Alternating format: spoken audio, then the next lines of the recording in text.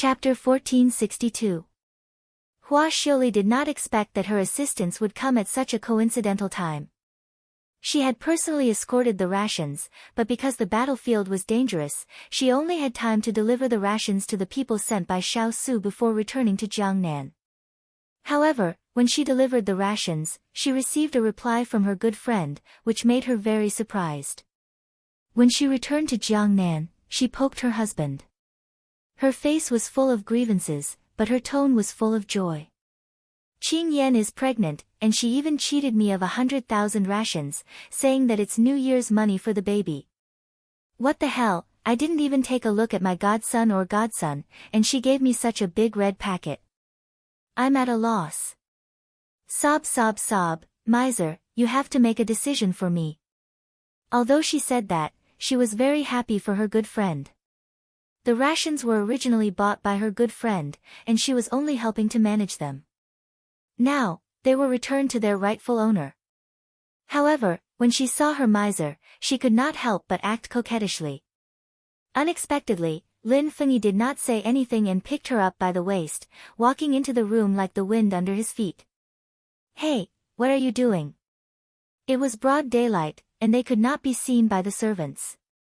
Her dignity was at stake. Didn't you want me to make a decision? Listen to me, we'll have babies too. If they have one, we'll have two. If they have two, we'll have three. Our numbers will surpass theirs, and in the future, the red packets they give us will definitely be more than the red packets we give them. So, let's work hard and not be left behind by them. Otherwise, there will be red packets from us in the future. Lin Fengyi finished his words without blushing or skipping a beat. Hua Xiuli felt that his words were very reasonable. Although she did not know what was wrong, she still nodded. However, when she was pressed down on the bed, she finally knew what was wrong. Miser, you bad person, treating me like a sow. And a few more. Wait, that's not right, you bastard, get off me. You, sob, the red and fragrant tent rippled with waves. Every minute of the night was worth 1,000 gold. Oh, no, making babies, every minute was worth 1,000 gold. Chu Qingyan naturally didn't know what kind of result she brought to her good friend. At this time, she was smiling as she counted the provisions. The provisions prepared by the richest man in Jiangnan were even better than those offered to the imperial court. This time, their soldiers and horses would definitely be able to eat until they were strong and healthy. After receiving the letter from Hua Xiu yesterday, Xiao Su made a prompt decision. He gathered all the troops and rushed down the mountain. Now they were no longer in the valley. Although there were tens of thousands of troops less than Xiao Ran, it was not as big as before. At least they could fight head-on with the other party. Because their actions were too unexpected, they were able to smoothly occupy one side and contend with Xiao Ran as an equal. As the sun rose, Xiao Su received a piece of good news. Lu Guang sent a message saying that he has successfully subdued the Rising Wind Army. Now they are still biding their time. As long as Master gives the order, they will immediately revolt. Everyone in the tent was excited when they heard the news. This way, their numbers were basically equal to Xiao Ran's. Very good. Xiao Su curled his lips into a smile. He ordered all the soldiers to reorganize and wait for the opportunity to fight. As if they saw the dawn of victory, everyone valiantly walked out of the main tent. There were no outsiders in the tent. Xiao Su personally poured a cup of hot water and handed it to the person beside him. Drink a cup of hot water to warm up your body. Chu Qingyan's lips twitched. Although it was already autumn, it shouldn't be this cold, right? However, Big Ice Cube was also concerned about her. She took the cup and drank a mouthful under his gaze. Ever since Big Ice Cube knew that she was pregnant, he didn't let her do anything. From brewing medicine to serving porridge to changing clothes and shoes, he didn't let anyone help him. He did everything himself. It made her wonder if she had already lost the ability to take care of herself. After she fought for her rights several times to no avail, she could only give up and watch him busy in front of her. She also felt sorry for him. At this juncture, Not only did he have to pay attention to the overall situation and lead troops to fight, he also had to take care of himself. It was too hard. However, a certain someone was willing to endure it. Every day, he would lie on her stomach and greet the unformed baby. It was only 1 or 2 months. How could he hear the baby's voice? However, Chu Qingyan did not want to tell him the truth and dampen his enthusiasm.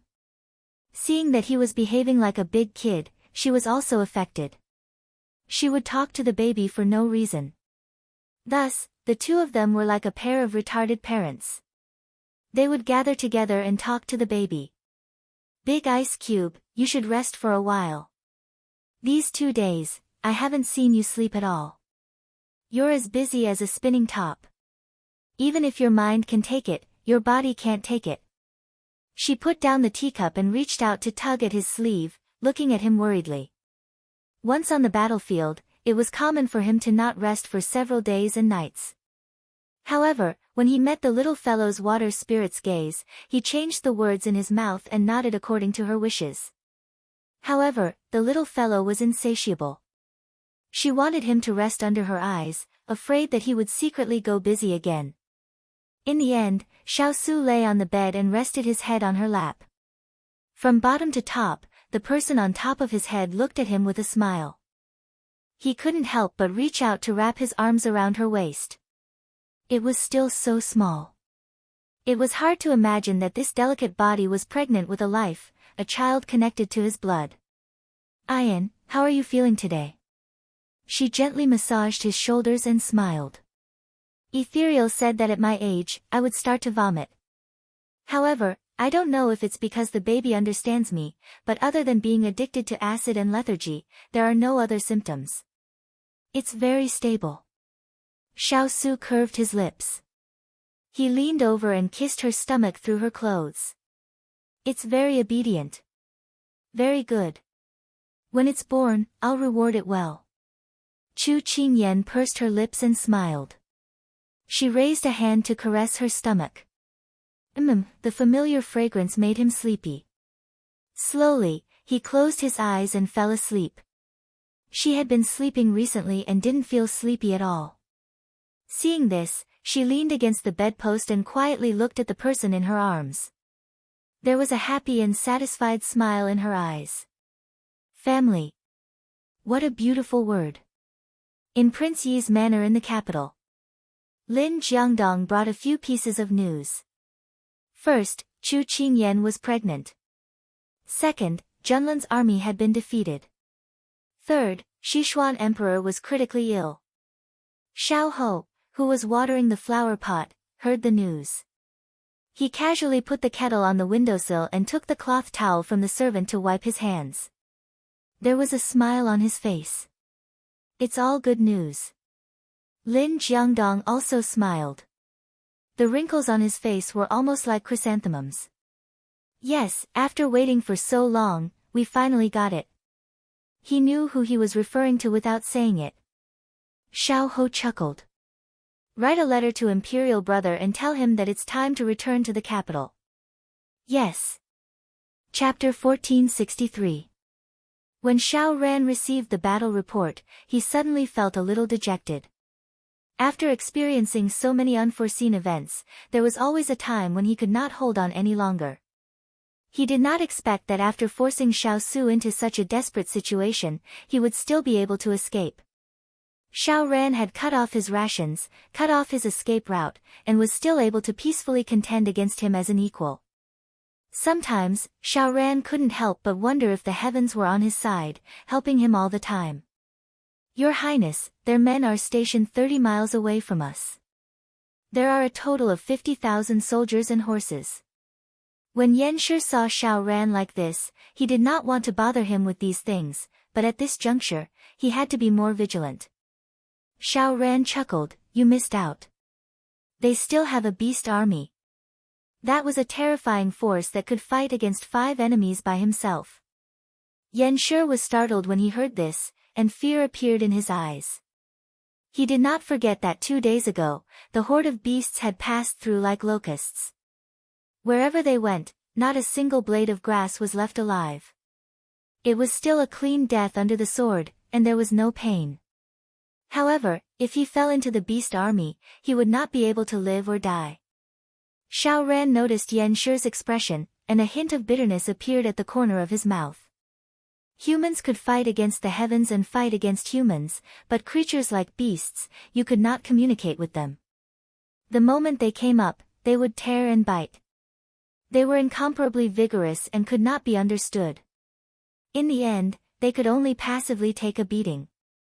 Qing Yan, oh Qing Yan, what did he do to deserve such devotion from you? Then your highness, what should we do now?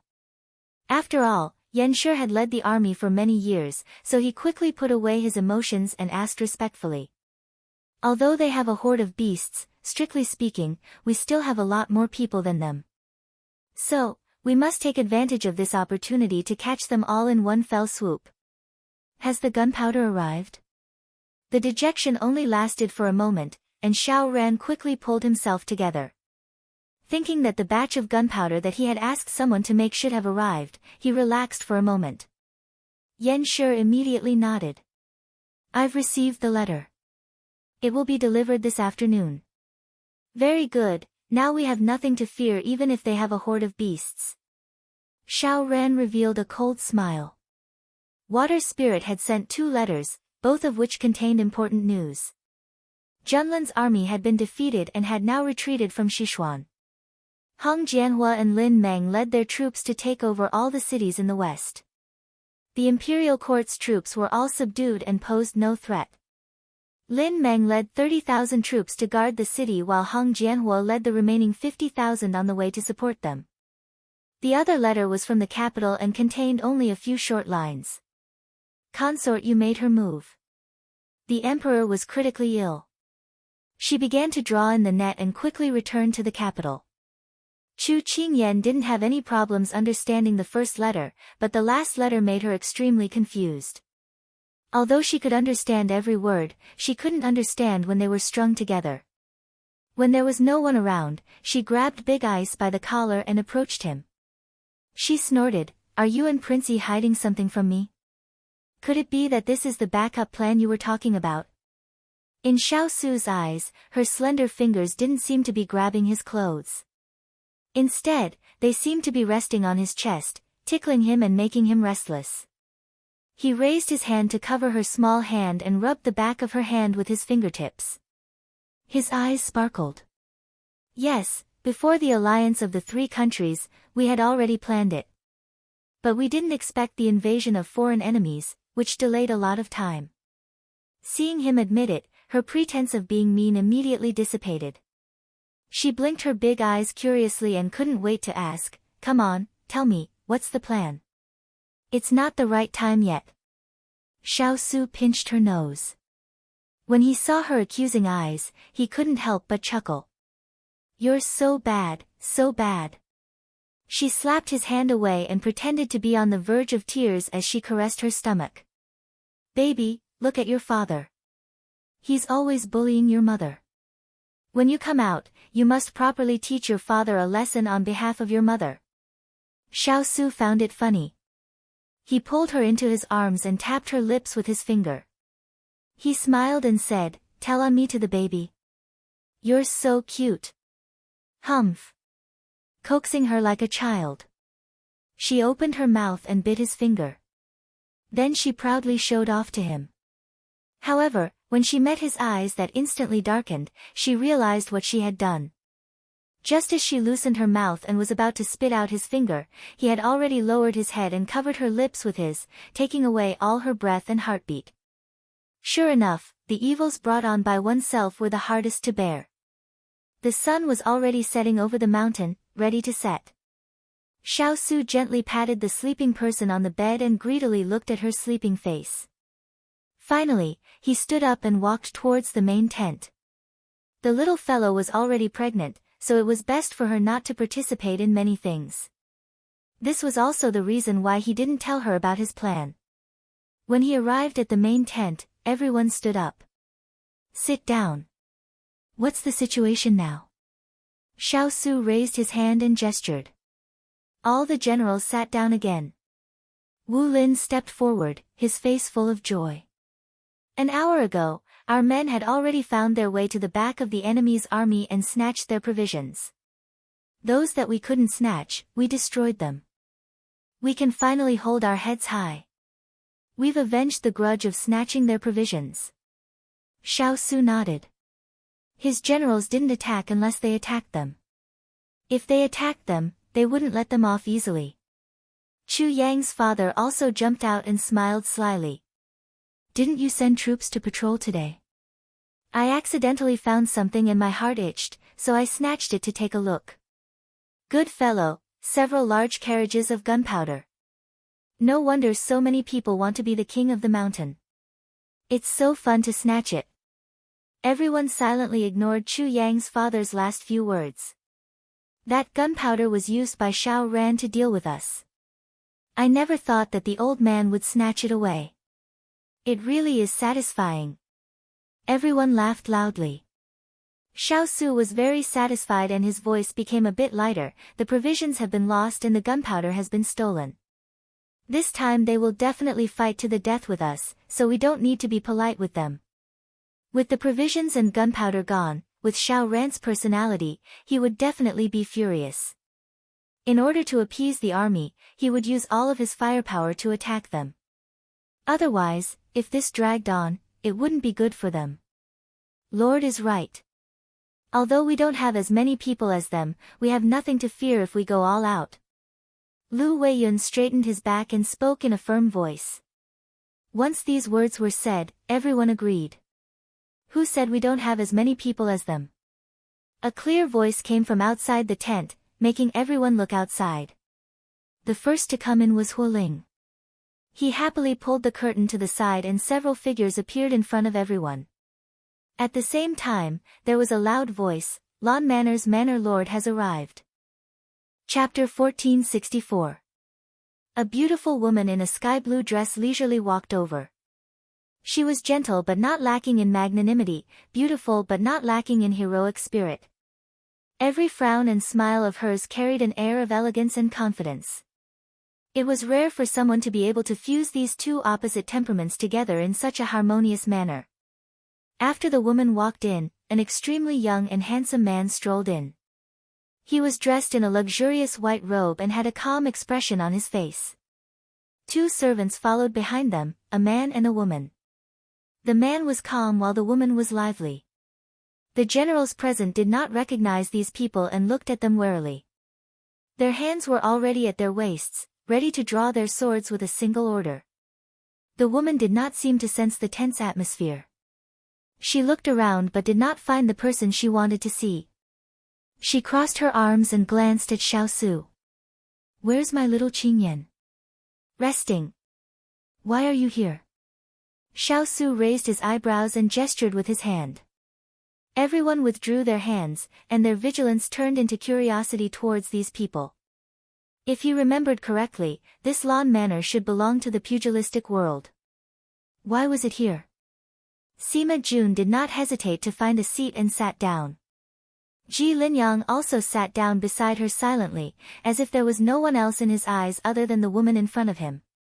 I happened to pass by, so I came to take a look. Sima Jun looked left and right and snorted. His Royal Highness, you're quite strict with your troops. If you didn't mention little Qingyan's name, I wouldn't have been able to enter. The military camp is like this. May I know what Manor Lord meant by that? Although he was not familiar with these people, they were all the little fellow's friends. Xiao Su had someone serve them tea and receive them as VIPs. Sima Jun took a sip of tea and her eyes lit up. To be able to drink Biluakun at a time like this, it was obvious that they were treated well by her family. Sima Jun nodded in satisfaction and had a better impression of Xiao Su. She did not beat around the bush and directly stated her intentions. I heard that you were in trouble a while ago and sent people to receive you. I didn't expect that no one would come. Instead, I heard that you led your troops to war, so I came to see if there was anything I could help with. She was just passing by a moment ago, but in the blink of an eye, she changed her attitude. Everyone was very surprised by this person who spoke without thinking. However, Ji Linyang and the others were very calm.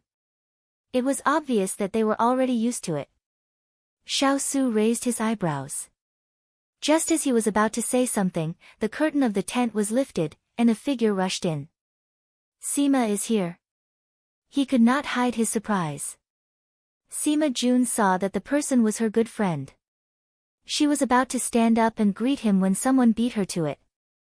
Xiao Su draped the cloak over the little fellow's shoulders and tied the straps. He admonished her dotingly, "It's getting colder and colder. Why didn't you wear thicker clothes when you went out? You're about to become a mother." Chu Qingyan stuck out her tongue and obediently allowed him to tidy her up. Huling said that Sima was here. I was too happy and forgot. Everyone covered their eyes after being fed a mouthful of dog food for no reason. The scene was too beautiful and they did not dare to look.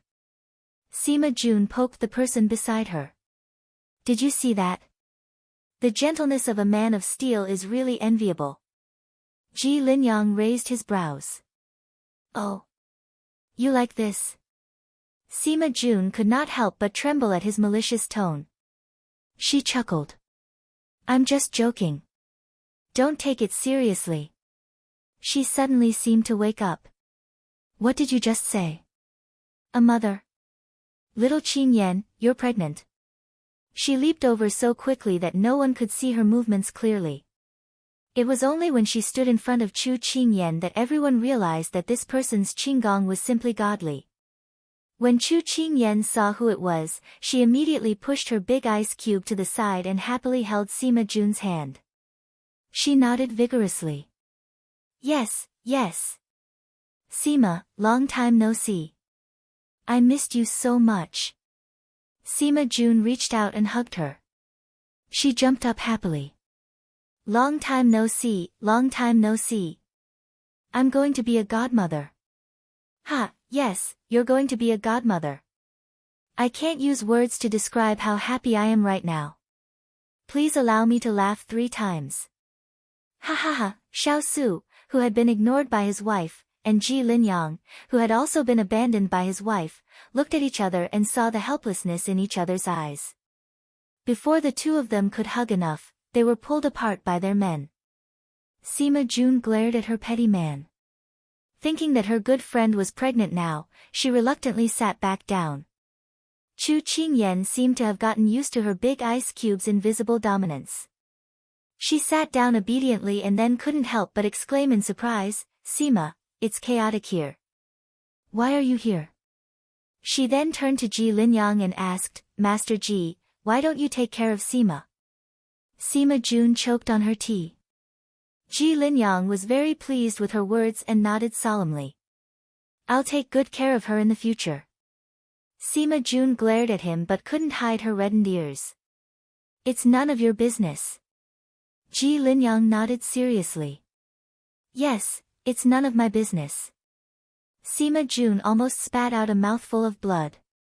Forget it, I won't stoop to his level. She remembered the important matter and took out a token from her pocket and had Tanning hand it to her good friend. This is... Chu Qingyan took the token with the word blue written on it, puzzled. Sima Jun brushed the dust off her clothes and said with a smile, this is the blue token.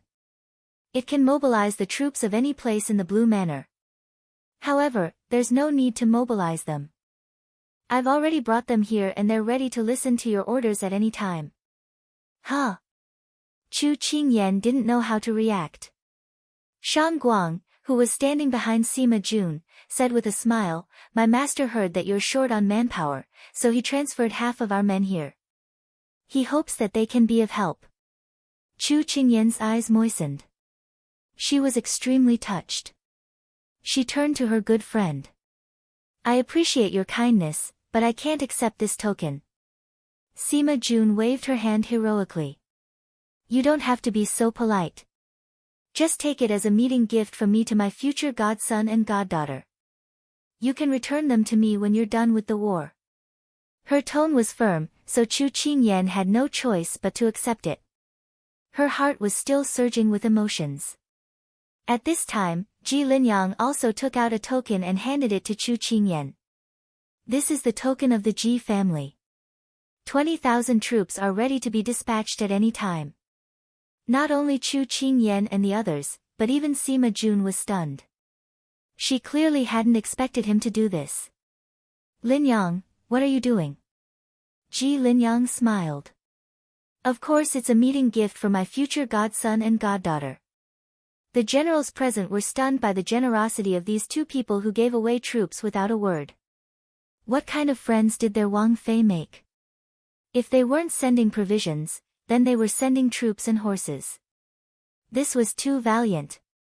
Chapter 1465. Sima Jun and Ji Linyang were very efficient. As soon as Chu Qingyan received the token, she was immediately sent outside the camp.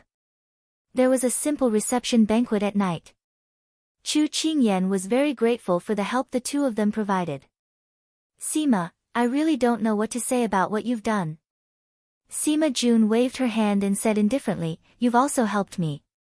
There are a lot of idle people in the manor.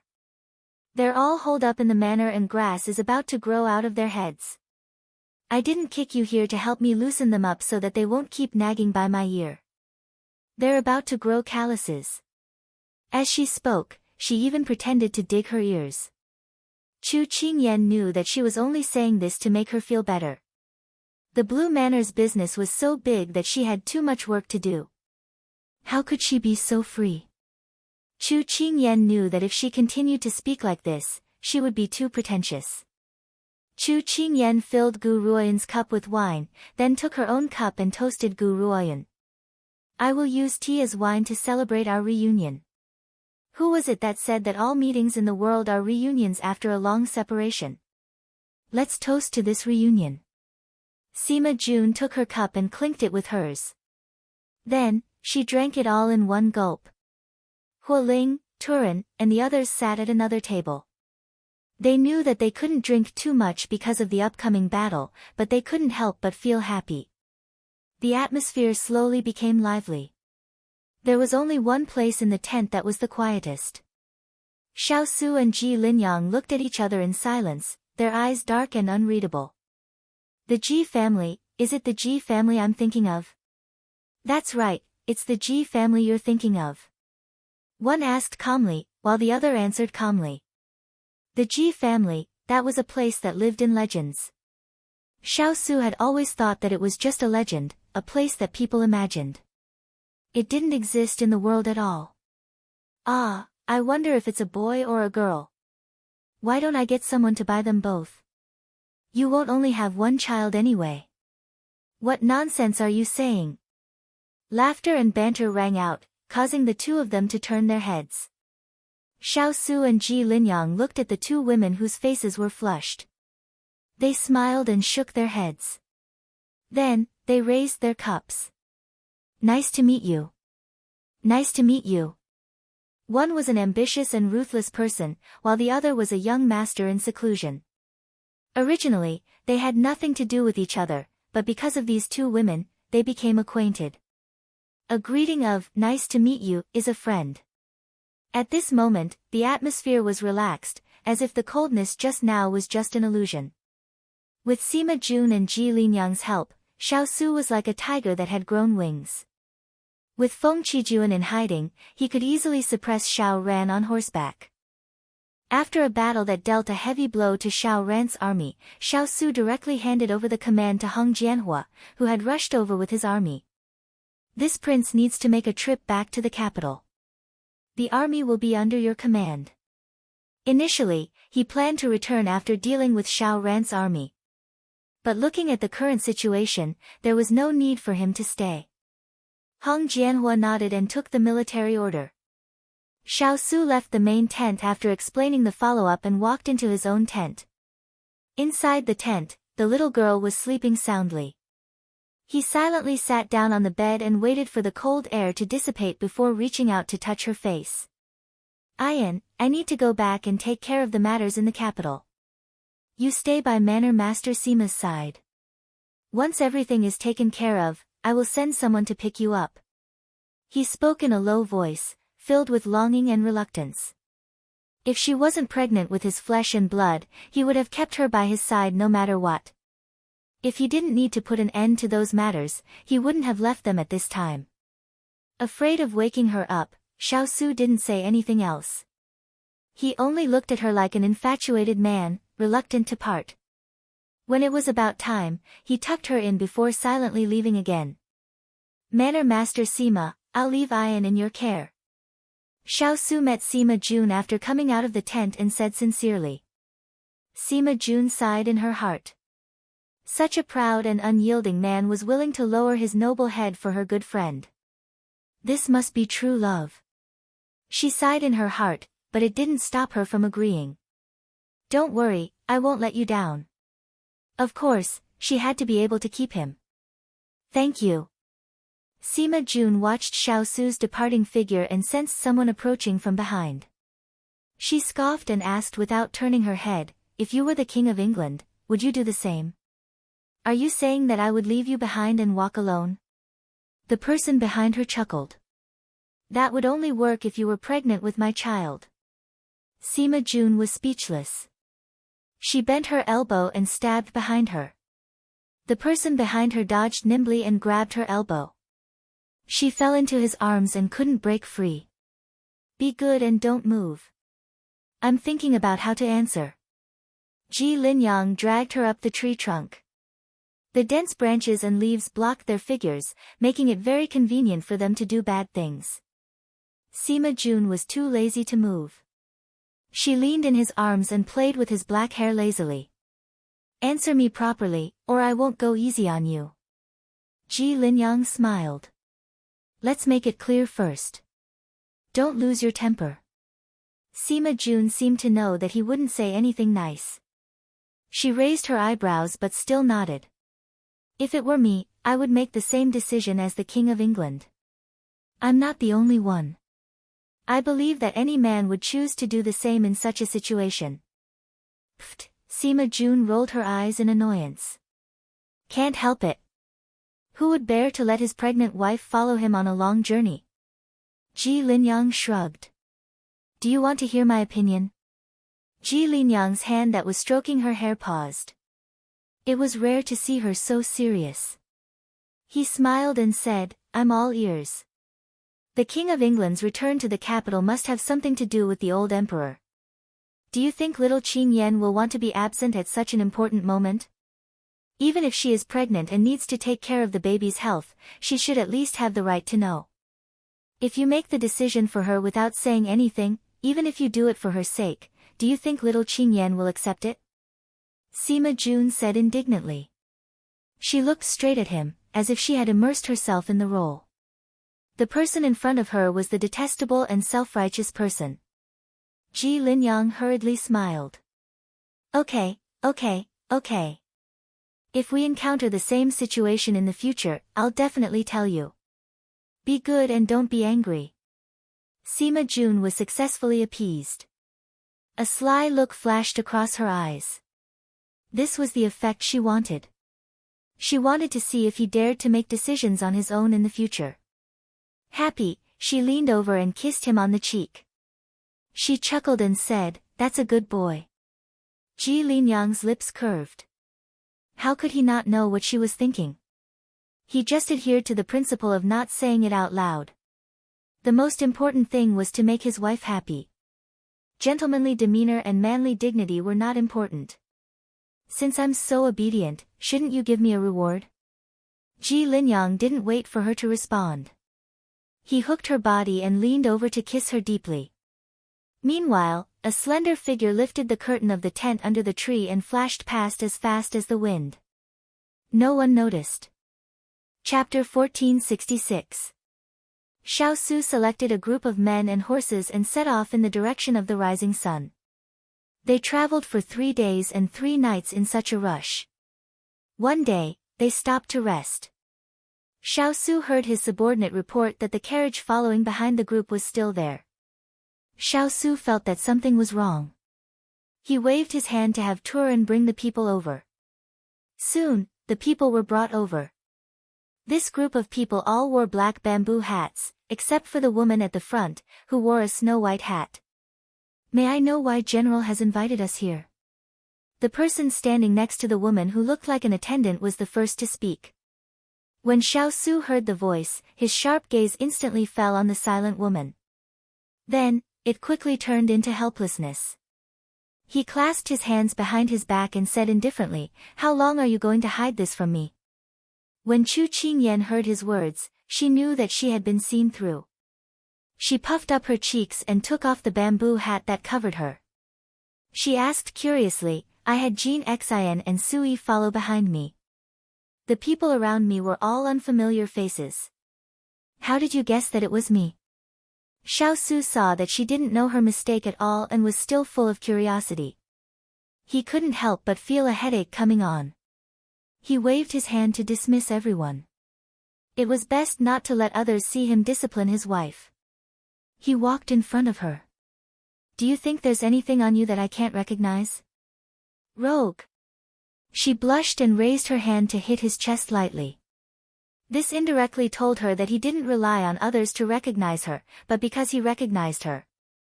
Xiao Su chuckled and held her fist. Then, he pulled her into his arms and sighed. "Why are you here?" When this topic was brought up, Chu Qingyan's smile immediately disappeared. She put her hands on his chest and pushed hard to leave his embrace. She crossed her arms and looked at him with a half-smile. "May I ask His Royal Highness, how will the crime of abandoning his wife and child be dealt with?" Xiao Su's head started to hurt again. As expected, he couldn't avoid this question. "You're pregnant. I was afraid that your body wouldn't be able to take it. I didn't mean to keep you here." Abandoning his wife and child. He didn't dare to shoulder the responsibility, nor could he shoulder it. "It's understandable, but unforgivable," she said lightly, and then turned to leave. "Where are you going?" Xiao Su quickly pulled her back. "You don't welcome me here, so of course I'll leave on my own. Otherwise, what if you send me back with the excuse that it's for my own good? My feet are my own, you can't do anything about it." She snorted and continued to walk forward. She had only taken 2 steps when she was pulled into an embrace. He had no choice but to compromise. "Since you're already here, how can I send you back?" This little fellow had deliberately rushed for a few days before giving herself away. Even if he was angry, he couldn't send her away with peace of mind. He could only feel at ease keeping her by his side. Chu Qingyan secretly gave him a thumbs up and then snuggled in his arms. "I missed you so much." At this time, he should give her some honey. Xiao Su found it a little funny when he heard that. This little guy was getting better at coaxing people. Since that was the case, he wouldn't hold back. After a long kiss, she hid in his arms and didn't come out. It looked like she was shy. During the break, all the accomplices stood in a row. The main culprit was holding a fruit and nibbling on it with a smile. The accomplices looked at each other. It seemed like they could only protect themselves. Ethereal was the first to speak. "Little Master is very healthy in little Princess Consort's stomach. Even during the journey, he didn't show any discomfort. He's very obedient. It can be seen that he's a master that doesn't make people worry." Jin Xian followed up, "Recently, little Princess Consort's appetite has been very good. Other than sour fruits, she also ate a lot of vegetarian and meat dishes. She ate at least 2 bowls of rice every meal." Hualing was unwilling to be left behind. "There's a thick wool blanket in the carriage, so it's very stable. Even if she lies on it and rolls around, there won't be a problem." Xiao Su listened to them talk for a long time, but he didn't say anything or express his opinion. However, it could be felt that the cold air around him was slowly retreating. Thus, everyone persevered and told him everything that happened on the road. "It's been hard on you." In the end, Xiao Su left these words and left. When the accomplices who had been prepared to be punished heard this, they instantly cried. "Mommy, they finally escaped."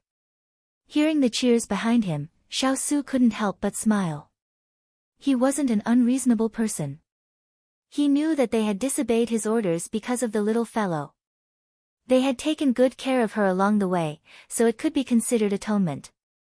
"You're not angry anymore?" Someone pulled on his sleeve. Xiao Su turned his head and saw a pair of bright and fawning eyes. He had a kind of realization that as long as she acted coquettishly towards him, even if he was full of anger, it would dissipate in an instant. He held her hand and slowly strolled on the grass. I can't bear to. I can't even wait to dote on you. How could I bear to be angry with you? Moreover, compared to your smile, no amount of reprimand would yield to it. Then I'll accompany you back to the capital. Good. Hearing this, Chu Qingyan smiled happily. I didn't have the chance to accompany you when you experienced injustice in the past. This time, I don't want to be absent again. I didn't participate in your past, but I'll accompany you to the end in your present and future. After a few days of hurrying, when they stood outside the gates of the capital again, Chu Qingyan felt as if a lifetime had passed. She still remembered the last time she had passed by this place. She had been forced to flee. She had been in a very sorry state, and because of that incident, she had lost a close friend. Looking at the city gate in front of her, Chu Qingyan had mixed feelings. However, for the big ice cube, the feeling was even more complicated. Xiao Su stared at the endless road in front of him, and a kind of homesickness circled in his heart. His cold fingers suddenly touched a warm softness, and then that softness wrapped around his palm, and the warmth passed from his fingertips to the depths of his heart. He couldn't help but turn his head, only to meet those eyes that were filled with worry and encouragement. He suddenly realized that he wasn't alone this time. The corners of his mouth slowly rose, and his fingers regained their warmth. He firmly held her hand and walked inside. Let's go. Her heart that had been raised relaxed because of his words. Chu Qingyan smiled and nodded. Okay. Before reaching the capital, other than eating and sleeping, the group spent all their time on the road. Now that they were here, Xiao Su gave the order to abandon the carriage and walk. They disguised themselves as ordinary people and passed through the heavy traffic. No one recognized them as the valiant couple that had become famous in this short period of time. The road to the imperial palace wasn't long, but it still took some time. Chu Qingyan quietly accompanied him. Out of the corner of her eye, she saw the complicated emotions in his eyes. Every step was slow, as if he was thinking about the past. When they finally stopped at the gates of the imperial palace, Xiao Su tightened his grip on her hand and said disappointedly, 10 or 20 years isn't short, but the memories left to me here are more bleak than happy. It's okay. We still have a lifetime to experience happiness, and I will always be with you. She held his hand and raised a bright smile. Xiao Su returned a smile. Yes, I still have you, and our child. Let's go and say goodbye to the past, and then start over. She pulled his hand and said with a gentle smile. Okay. He nodded. The two slowly walked through the palace gates that had been opened for them. Chapter 1467. When they walked through the palace gates, everyone bowed respectfully to Xiao Su. Although Chu Qingyan was extremely shocked, she knew that now was not the time to ask questions. She lowered her head and followed him into the palace. Although she hadn't entered the palace many times, she still remembered every blade of grass and every tree here. She didn't know if it was because of her mentality, or because it was late autumn, but she felt that everything in front of her had a bleak and somewhat oppressive feeling. Xiao Su held her hand tightly and asked in a low voice, "Are you not feeling well?" She had always admired the big ice cube's meticulous and sensitive mind. She shook her head lightly. "I'm fine." Xiao Su touched her face and hand. After finding that there was nothing wrong with her, he felt reassured and continued to lead her inside.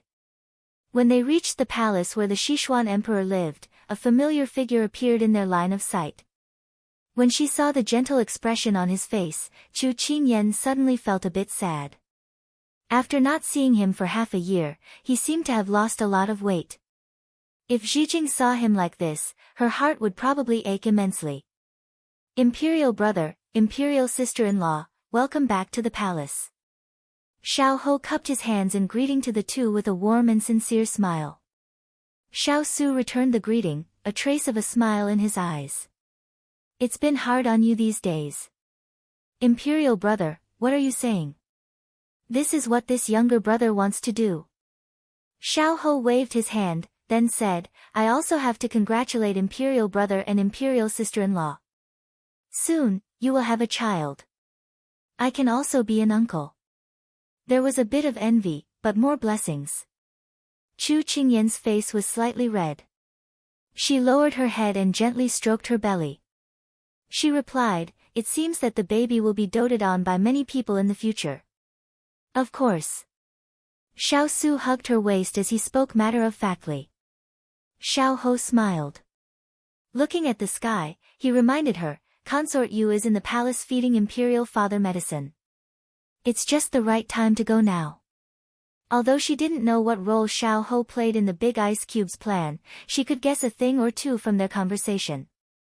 Chu Qingyan felt a lot closer to this gentle Xiao Ho than before. She did not know if it was because of Big Iceberg, or because of Zijing's relationship with him. Then let's go. Xiao Su's voice returned to normal as he said indifferently. Xiao Ho nodded, and led the two to the palace. How is he now? His illness is incurable, only his mind is still clear. Xiao Su's, but he didn't say anything. There was no obstruction along the way until they reached the door of the palace. Xiao Ho signaled to the guards, and the door opened. Xiao Ho extended his hand to invite them in. He didn't stride in until Xiao Su and Chu Qingyan had walked in. Consort Yu was feeding the emperor medicine. Her charming and gentle eyes flashed with malice. As long as the emperor drank this bowl of medicine, he would be able to die. Then, her son would be able to successfully ascend the throne. From then on, she would be able to sleep peacefully. At that moment, a white light shone in from the door, then quickly disappeared. She frowned and turned around, but saw a group of people she didn't expect. You, how did you get in? Someone come. Capture these traitors. Imperial concubine Moon immediately shrieked, pointing at them and angrily shouting. Sichuan Emperor, who was lying on the bed, struggled to open his half-closed eyes. When he saw Xiao Su and the others standing in front of him, his emotions fluctuated violently. Xiao Su, you unfilial son. How dare you come back?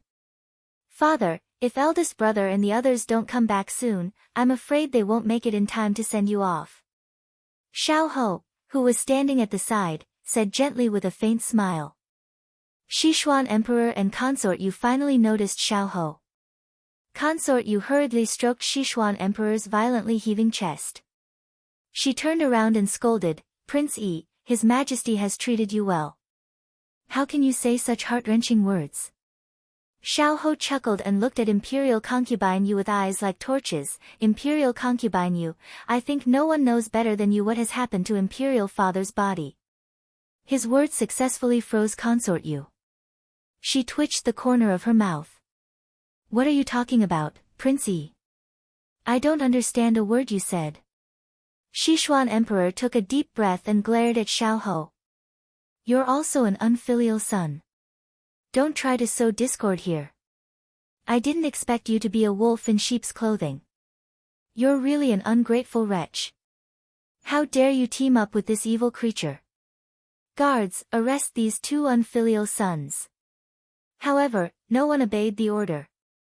Sichuan Emperor and Consort Yu finally realized the situation they were in. Sichuan Emperor's lips trembled. He stared at the people in front of him in disbelief. What did you do? Chu Qingyan stepped out from behind her big ice cube. She was surprised to see the emperor lying on the bed in such a terrible state.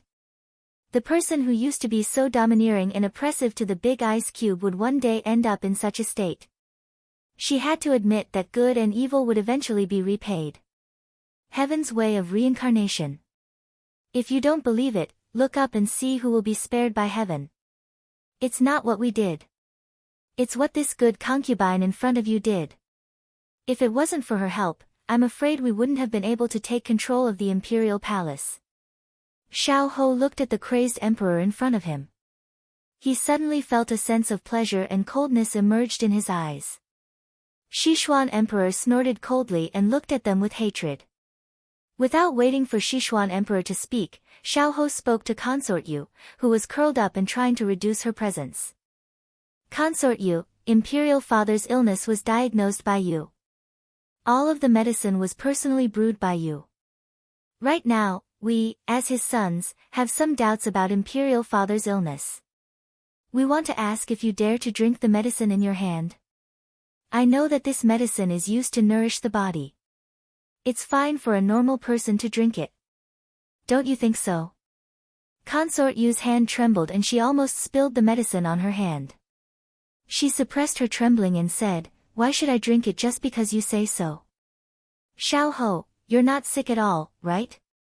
You've hidden it from His Majesty for so many years. What are your intentions?" Sichuan Emperor originally didn't believe that the person sleeping next to him would do anything to him, but other people didn't know. He was closest to Consort Yu. When he saw her trembling hand, his eyebrows jumped. He suddenly thought of everything that had happened since he started feeling unwell. His body instantly stiffened. He reached out to grab Consort Yu's hand and said sternly, "You, drink it for Zhen to see." Consort Yu thought that she had successfully diverted attention to Xiaohou, but she didn't expect Sichuan Emperor to suddenly grab her. She looked at him in a daze and then bit her lip in silence. Seeing her reaction, there was no need to verify anything. The last glimmer of hope was extinguished the moment Sichuan Emperor let go of her hand. "You, Jin has treated you well. I wish I could dig out my entire heart for you. Why did you do this?" Consort Yu's medicine bowl fell to the ground. The black soup covered the ground and the air was filled with a bitter smell. Chapter 1468. Consort Yu wanted to explain, but when she met the Sichuan Emperor's cold and hateful gaze, the gentleness on her face disappeared. All that was left was undisguised hatred. "You want to give me your heart? Then why did you make things difficult for the Fu family? Why didn't you make Ranner the crown prince? Why did you wait so long before marrying me into the palace?" Imperial concubine Moon hysterically screamed. She no longer had her usual gentle and kind appearance. At this time, it would be more appropriate to describe her as a shrew. Make things difficult for the Fu family. That was to help Ranner clean up those corrupt officials so that they would not become obstacles in his way in the future. Make her the crown prince. The draft of the crown prince's edict was in the imperial study, but he had not found the right time. Marrying her into the palace was because his foundation was not stable. He could not compete with the Liang family and give her stability. Unfortunately, he did not have the strength to explain these answers, and she probably would not listen. At this time, a figure rushed into the hall. The guards following closely behind her looked at Xiaohou with self-blame. When Xiaohou saw who it was, he looked at his imperial brother beside him. In the end, he waved his hand for the guards to leave and leave the person behind. All of this happened too quickly. Before Chu Qingyan could react, Empress Liang appeared. At this time, she had lost her previous glamour. Although her clothes were still gorgeous, they could not hide the age on her face. In the short time that they had not seen each other, she had aged more than 10 years. She did not look at the people present. Instead, she walked step by step toward the dragon bed. Under the Sichuan Emperor's stunned gaze, she stood a few steps away from him and looked at him in a daze. In the end, she laughed helplessly, self-deprecating, and sorrowful. After laughing enough, Empress Liang pointed at Consort Yu and shook her head at the Sichuan Emperor. She said softly, "Your Majesty, look. You would rather give your heart to this vicious woman than look at me." Sichuan Emperor looked at her in a daze. Empress Liang continued, "If I hadn't met you, I wouldn't have dragged the Liang family onto your boat.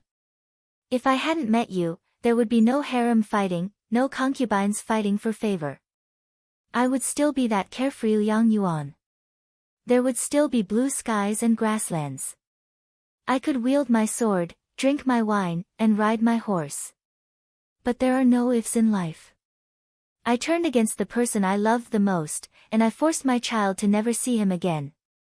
Xiao Yuelang, hearing her call his name, Sichuan Emperor looked at her deeply with trembling lips. If I could restart my life, I would never want to meet you again.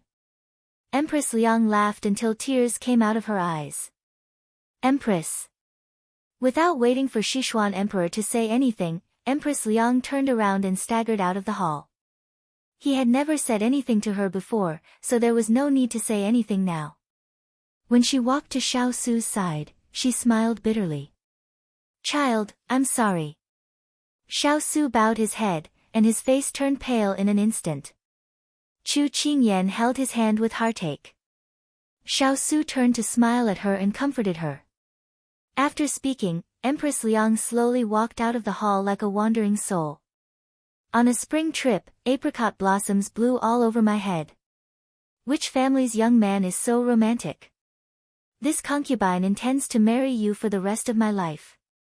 Even if I'm heartlessly abandoned, I can't be embarrassed.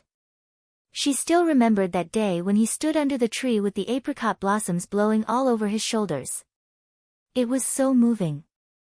Now that she thought about it, it was probably just a trap for him to win over the Liang family. Forget it, let's just leave it at that. When Xiao Yao received the news and appeared in the hall, he just happened to brush past Empress Liang's departing figure. He didn't stop walking to his two brothers' side. When he saw Sichuan Emperor's lonely and aged appearance, he couldn't help but be shocked. In the end, he could only sigh softly.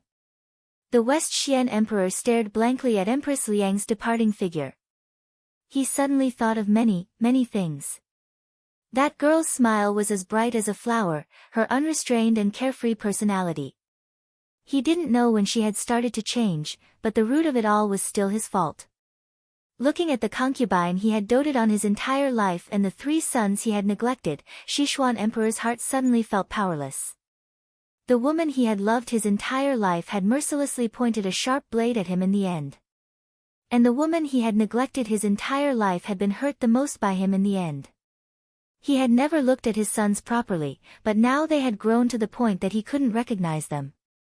Only now did Sichuan Emperor realize that his life had been such a failure. Consort, you had already been dragged away by Xiao Su. Only the father and son were left in the hall. It wasn't easy for you to hide it from us for so many years. Now, all of this has something to do with you. The West Xian Emperor looked at him coldly. Xiao Ho coldly laughed. Just now, Consort, you asked me what my intentions were. I did have one. Most likely, it was to avenge my imperial mother and my Luo clan. Sichuan Emperor wasn't surprised. He bitterly smiled. So you knew. Although we let your imperial mother down, we don't regret it. Xiao Ho coldly smiled but didn't say anything. Sichuan Emperor turned to look at Xiao Yao. Although he didn't care much about this child, he at least cared about him. Why did you do this? All these years of fooling around with women was just a smokescreen. Xiao Yao glanced at him and self-mockingly said, Imperial father, if I didn't do this, I would have become a thorn in your side like eldest brother, right? You only have fourth imperial brother in your eyes. When have we brothers ever existed? If you weren't so biased, I wouldn't have become a prodigal son who couldn't return to his home even though he had one. Sichuan Emperor choked. At this time, in the face of his own flesh and blood's complaints, he also began to doubt the things he had done in his life. Xiao Ho and Xiao Yao took one last look at the person on the bed, then prepared to leave the inner hall to their eldest brother. Xiao Su looked up at them. You're not going to say anything else? Xiao Ho bitterly shook his head. There's nothing else to say.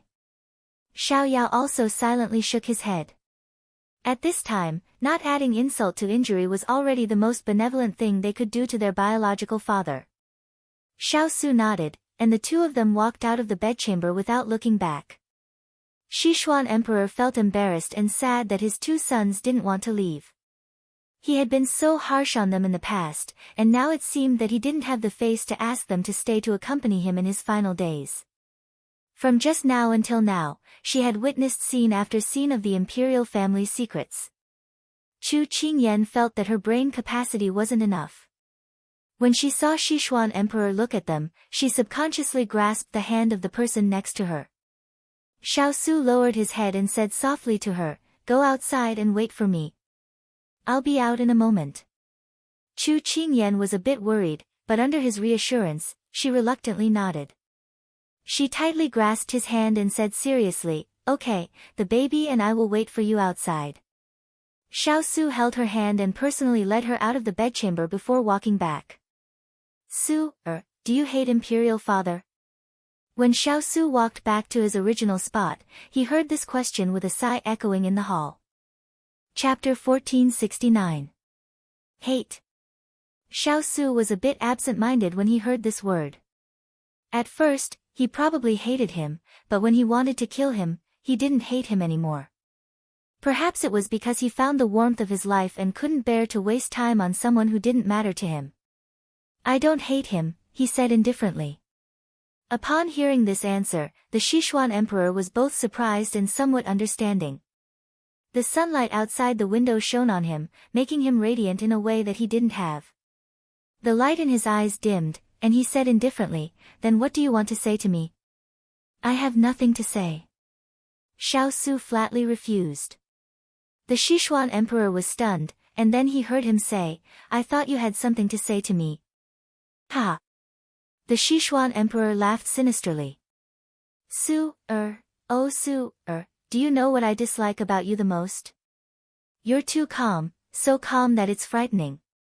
It's normal for an adult to have such a temperament, but back then, you were still a teenager who wasn't even 10 years old, so I had to guard against you. Xiao Su remained silent. He could somewhat understand how his two brothers felt, even though they had a lot to say, but in the end, they couldn't say it. In the face of such a person, those words had lost their desire to speak, and they had lost their meaning. "If there's nothing else to say, then I'll take my leave," he said calmly, as if he didn't see the hatred in the Sichuan emperor's eyes. At this point, there was nothing to care about. The Sichuan emperor frowned and wanted to say something, but the palace door opened again, and an old man walked in. "Imperial Father. Imperial Grandfather." No one expected that the retired emperor would return at this time.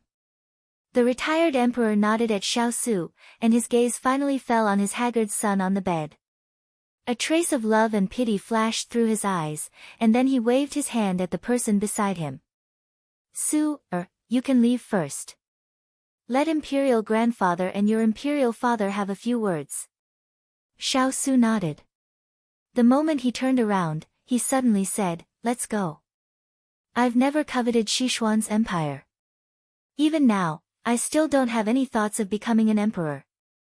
As for your wariness towards me, to me, it is truly too baffling, and also too laughable." With that, he strode out of the room and closed the door behind him. Sichuan emperor's fingers were white as he clutched the brocade quilt. Only the father and son were left in the hall. "Did you hear what Su said?" "You idiot." The retired emperor scolded in exasperation. Sichuan emperor looked at his father sitting in front of him. Hearing that familiar name, a trace of hope flashed across his face. "Father, have you come back to save I?" The retired emperor shook his head. The light in Sichuan emperor's eyes slowly dimmed. "Yu Lang, do you know your mistake now?" Sichuan emperor looked at him blankly. "Father, please enlighten me." Seeing him like this, the retired emperor knew that he still hadn't realized his mistake. He sighed softly. "You're too self-centered, too conceited, and too short-sighted. Su is an intelligent child, but he's also a child who can take on great responsibilities. Since he was young, he has regarded you as his goal to strive for, not to fight for power and the throne, but because he respects and worships you, his father. But what have you done? Just because of a Taoist priest's nonsense, you really believe that Su will endanger your empire? That's too laughable. Where have all the books you've read for so many years gone? He's the eldest son of the first wife and will inherit your empire sooner or later. Moreover, so what if your son is more outstanding than you in the future? As a father, shouldn't you feel proud? You're too selfish. You only want to suppress Su but in the end, aren't you harmed by the concubine you've spoiled?" The retired emperor mercilessly exposed the thin layer of window. "You're jealous that Su is smarter than you, and that's why you've ended up like this.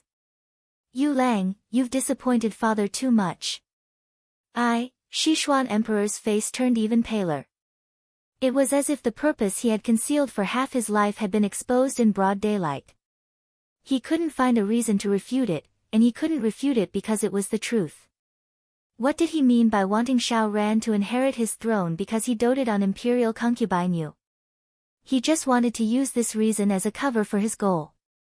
He originally thought that he would take this secret to the grave, but he didn't expect that father had already seen through him. Seeing his son's pale and bloodless appearance after being tortured to this state, the retired emperor couldn't help but soften his tone. Yu Lang, do you know why father wanted to send the young Su, to the military camp? It was because he was afraid that father and son would turn against each other in the end, so he sent him far away. He didn't want you to do anything to hurt him, but you still didn't give up.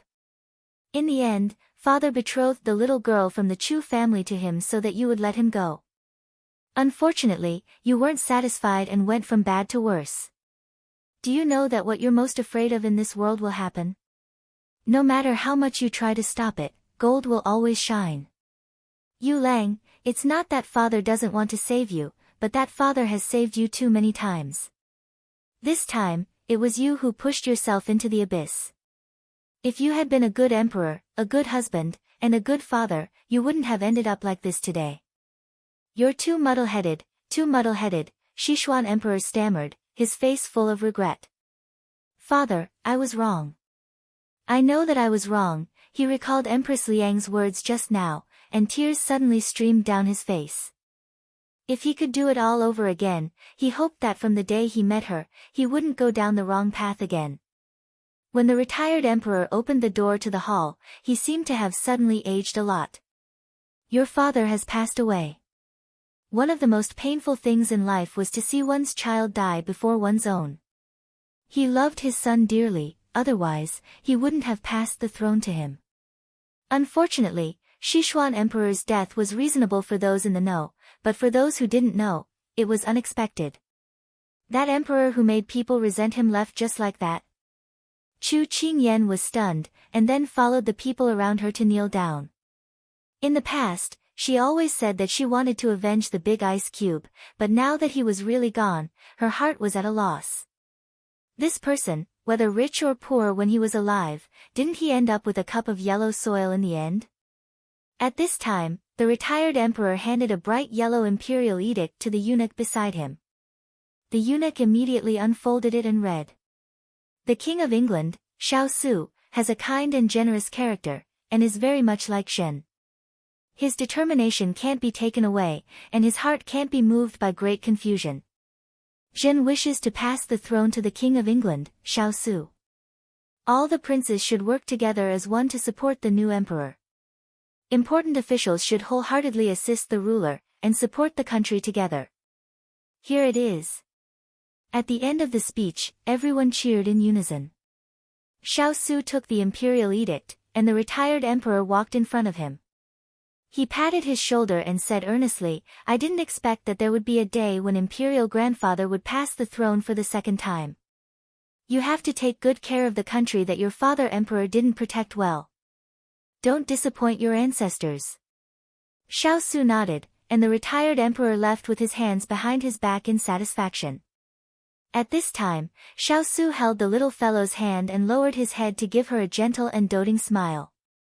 In the future, I'll have to trouble you to accompany me in this deep palace. Chu Qingyan returned a sweet smile. It's my honor. It's my fortune to meet you. Chapter 1470. For Chu Qingyan, everything that had happened in this period of time was like a dream. Yet, when she woke up, she was told that everything was real. The Sichuan emperor had passed away, and the new emperor had been confirmed. But everything was not over. The funeral of the Sichuan emperor, the audience of the court officials, Xiao Ran and the soldiers in his hands were still a hidden danger, and the Liang and Fu parties involved in the case had not been completely dealt with. Everything seemed to be just the beginning. Ever since Xiao Su received the imperial edict that day, he began to work like a spinning top. His feet did not touch the ground during the day, and when he returned at night, it was close to midnight. When she woke up, the blanket was still warm, but he was no longer there. Every time, she did her best to keep her eyes open and wait for him to come back, but she was already pregnant. Before she could wait for him, she would fall asleep. When Xiao Su heard the reports from Jean Xin and the others, his heart ached for his little one. But every time he wanted to find time to come back and accompany her, a new pile of things was placed in front of him, hindering his steps and making it difficult for him to split himself. The more it was like this, the more he missed her. But he could only rely on the little time he had to sleep at night to properly hold her in his arms and relieve the pain of lovesickness. This could be considered a reward for his busy day and the motivation for a new day. That night, Xiao Su returned to the palace. This was not the palace where the emperor lived. Because of the unhappy memories of the past, Xiao Su found another place with a quiet environment that was suitable for the little one to nurture the fetus. Tonight, he was 2 hours earlier than usual. Xiao Su quietly walked into the hall and had all the palace servants leave. It was already late autumn, and the night was starting to get cold. He took off his clothes and shoes. After the cold on his body dissipated, he quietly climbed onto the bed, afraid that he would wake the person sleeping. However, the person on the bed was not asleep. She turned around and stared at him accusingly with a pair of large eyes. Chu Qingyan was already 3 months pregnant, and her belly was starting to show. However, compared to other women who would gain weight during pregnancy, she was becoming more and more delicate. Her cheeks were thin, making her eyes even larger and making her charm even more charming. Her white face was rosy and glossy, and even her small pouting mouth was especially moist and attractive. It had been almost half a month since they had been intimate. When Xiao Su saw her delicate and lovely appearance, he did not care that she was accusing him. He picked her up from the bed and held her in his arms. He lowered his head and accurately covered her lips, impatiently invading her teeth. Once he touched her softness, the longing of the past few days, like a turbulent river, boiled in his blood, as if it was about to explode. Chu Qingyan's mind was a blank. She did not react. She clearly wanted to criticize him. How did it turn out like this? She tried to lightly push him, but he hugged her even tighter. She was a bit helpless, but she also felt sorry for him. If she continued to be coy, it would be unreasonable. Thus, she changed from pushing to hugging. Her hands hooked around his neck and found a better position for herself. He had misgivings that she was pregnant, so he did not want to go too far. He prepared to release her, but at this time, the little fellow's response made his blood, which was already clamoring fiercely, unable to stop. The action of attacking the city began to shift from top to bottom. When Chu Qingyan was gasping for breath, she found that she was not wearing a single thread. In her shock, she just happened to see the culprit pull her duda to the side. She felt that her face was about to be cooked. She could not help but pull the brocade quilt over her body in an attempt to cover her body. She pulled it once, but it did not move. She pulled it again, but it still did not move. She looked over in confusion and saw that the corner of the quilt was firmly held in his hand. She was ashamed and angry. She was ready to vent her anger on him, but when she looked up, she met with a pair of fiery eyes. That heat seemed to be contagious, making her whole body hot. She quickly looked away and coughed softly. "Give the quilt back to me." Her snow-white skin was tinged with red, and in the warm firelight, it emitted a faint luster. Her hair hung down, black and smooth, hanging over her shoulders, half covering her graceful and enchanting body. Chu Qingyan, who turned her head away, did not notice her appearance at this time. She wanted to say something, but she did not, which made his throat even more thirsty. The light in Xian Mo's eyes dimmed a little, and his voice was imperceptibly hoarse. "Not giving it back. Give it back to me. Not giving it back."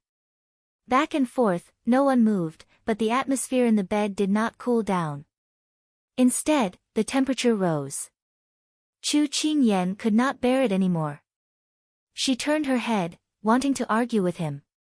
However, just as she was about to move, she caught a glimpse of a huge shadow coming towards her from the corner of her eye. She blinked, and before she could react, the world spun around her. Her back was already pressed against the bed, and the shadow in front of her enveloped her, trapping her tightly within an inch of his chest.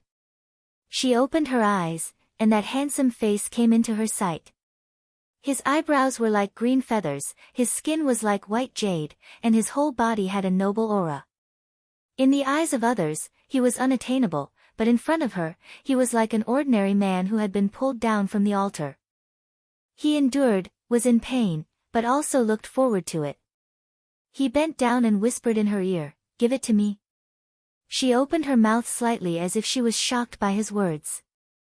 However, under his burning gaze, she gradually regained her composure. She bit her lip and was so shy that she didn't know what to do. However, she was moved by his respect for her when he suppressed the desire in his heart and didn't want to disregard her wishes. When the two of them were so close, she could feel the tension in his body and the shocking heat on his skin. She could feel the pain he was enduring. Finally, she tilted her head slightly, not daring to look at him, and whispered, "After the first 3 months of danger, it's okay, but you have to be careful." Her voice was as soft as a mosquito, but it was nothing to Xiao Su, who had excellent hearing.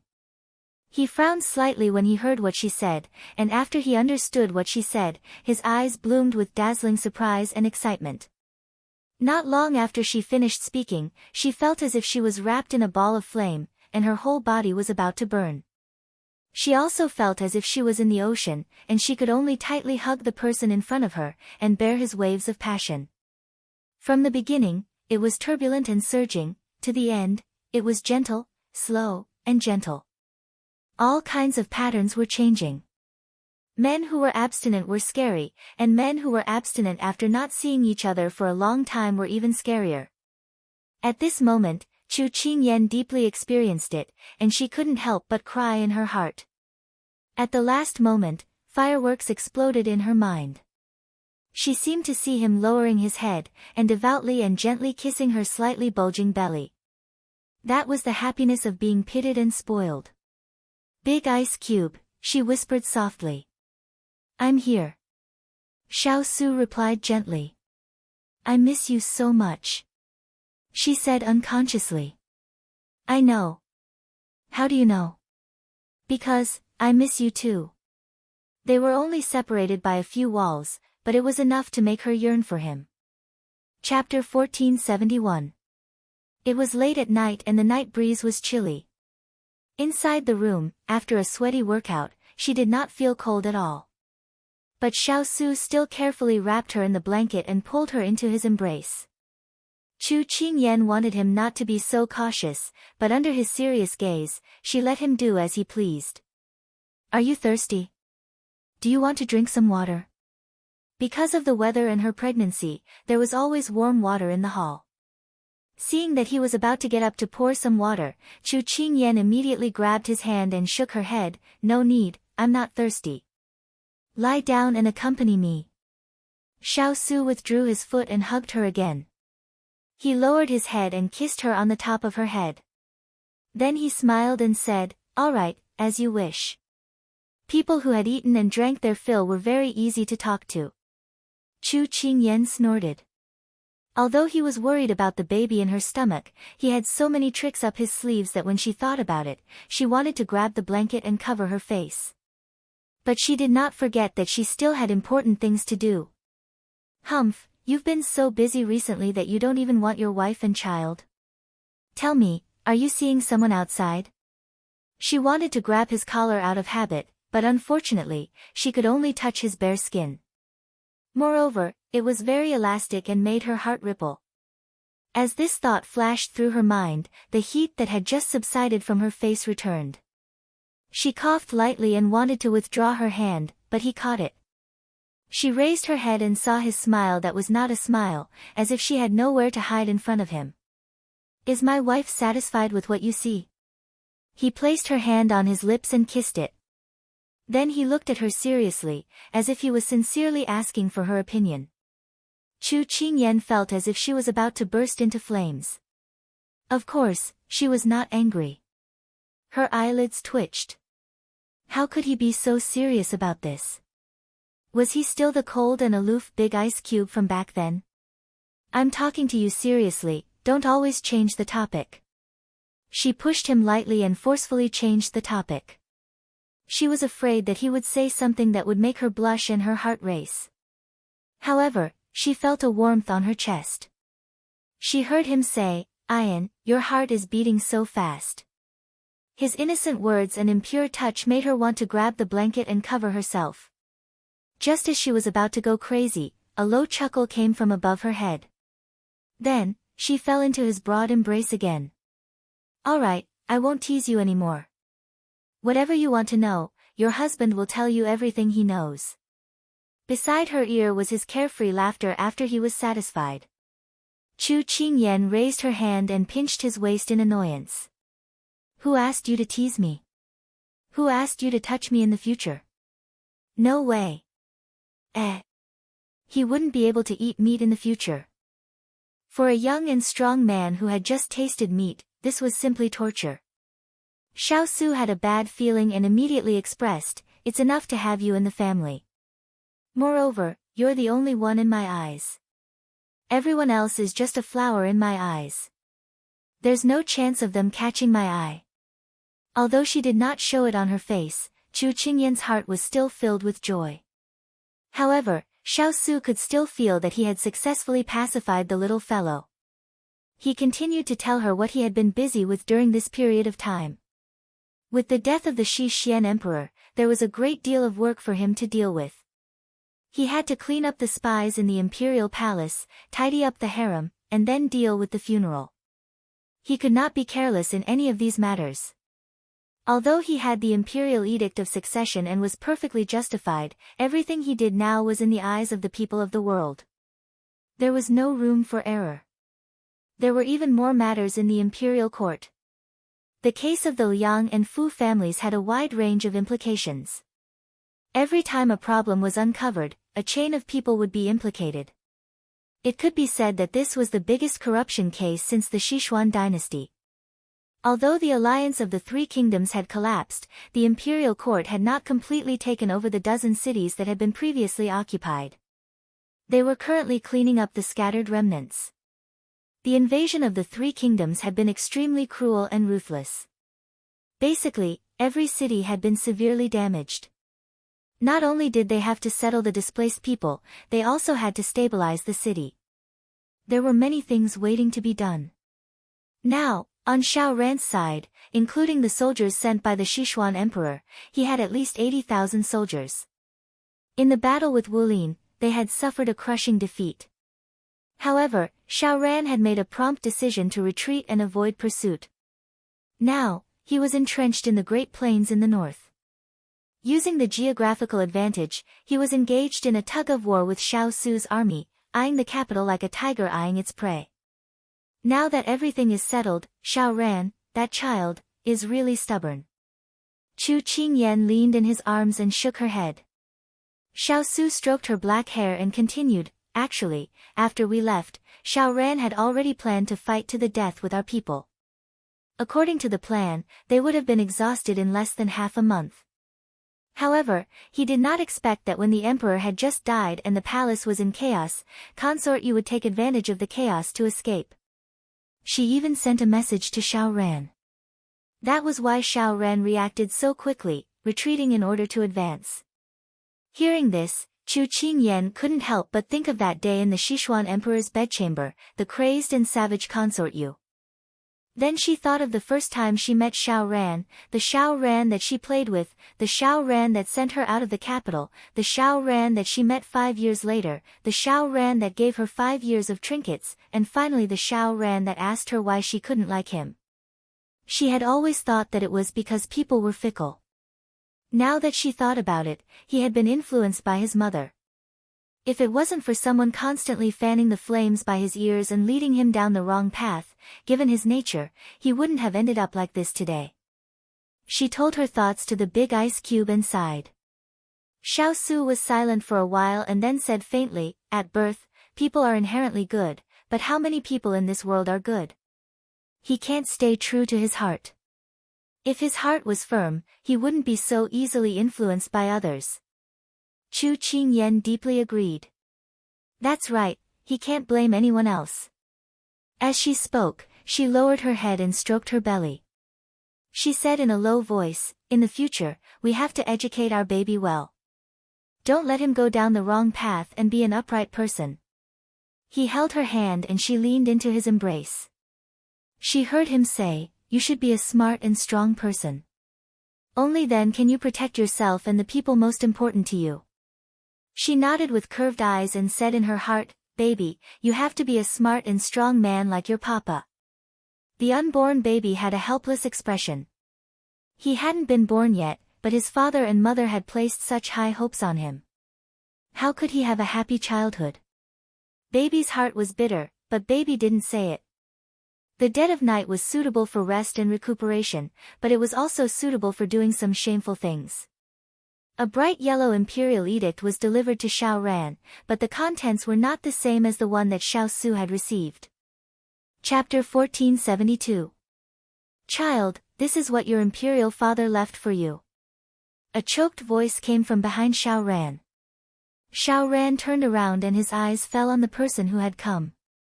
It was his imperial mother. Imperial mother, what do you want to say? He had been fighting for the past few days and hadn't had a good rest. His clear voice was a bit hoarse and his young and handsome face was weather-beaten. The light in his eyes had been worn away and was replaced with a calm steadiness. Consort Yu's hand that was wiping the corners of her eyes paused. She raised her head to look at her son in a daze. It had only been half a year, but her son seemed to have changed. It was different from when her son had just grown up. She felt that the two of them were so close, but there was an invisible wall separating them. Ranner, what's wrong? Why are you looking at Imperial Mother like this? Xiao Ran stared at her for a while. He sighed in his heart and then wiped his face to make it look as gentle as possible. Recently, bad news had come one after another. He was always tense and had forgotten what it felt like to smile. I'm probably too tired. This explanation made Consort Yu let out a sigh of relief. As expected, he was still her child and hadn't changed. Thinking of this, Consort Yu's face became sorrowful. Her finger trembled as she pointed at the imperial edict in his hand. Ranner, look, your imperial father has already decided to make you the crown prince. How could he give the throne to that traitor in the end? He must have given a fake imperial edict.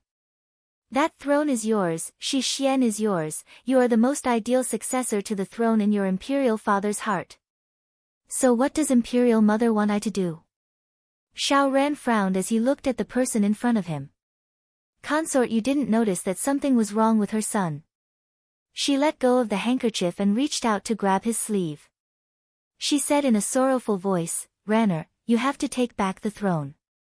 Don't let your imperial father's efforts go to waste. If the country falls into Xiao Su's hands, your imperial father will die with regrets. You can't disappoint him. Xiao Ran's emotions didn't fluctuate because of her words. He stared at her and said in an emotionless voice, Imperial Mother, is Imperial Father's illness related to you? These words were like a bucket of cold water being poured over her head, stopping Consort Yu from speaking. She raised her head and looked at Xiao Ran in shock. Ranner, what do you mean by this? Imperial Mother, I don't have any other meaning. I just want to know why Imperial Father suddenly fell ill when he was in the Imperial Palace. You have always been inseparable from Imperial Father in the Imperial Palace. You must know why. Also, Imperial Father's illness was so serious. Why didn't you tell I? Xiao Ran asked word by word as he stared at the person in front of him. He didn't want to miss a single reaction from her. These words were too unexpected. Consort Yu panicked a bit before she managed to calm herself down. She looked at him calmly, Ranner, you suspect me? However, there was no need for further proof.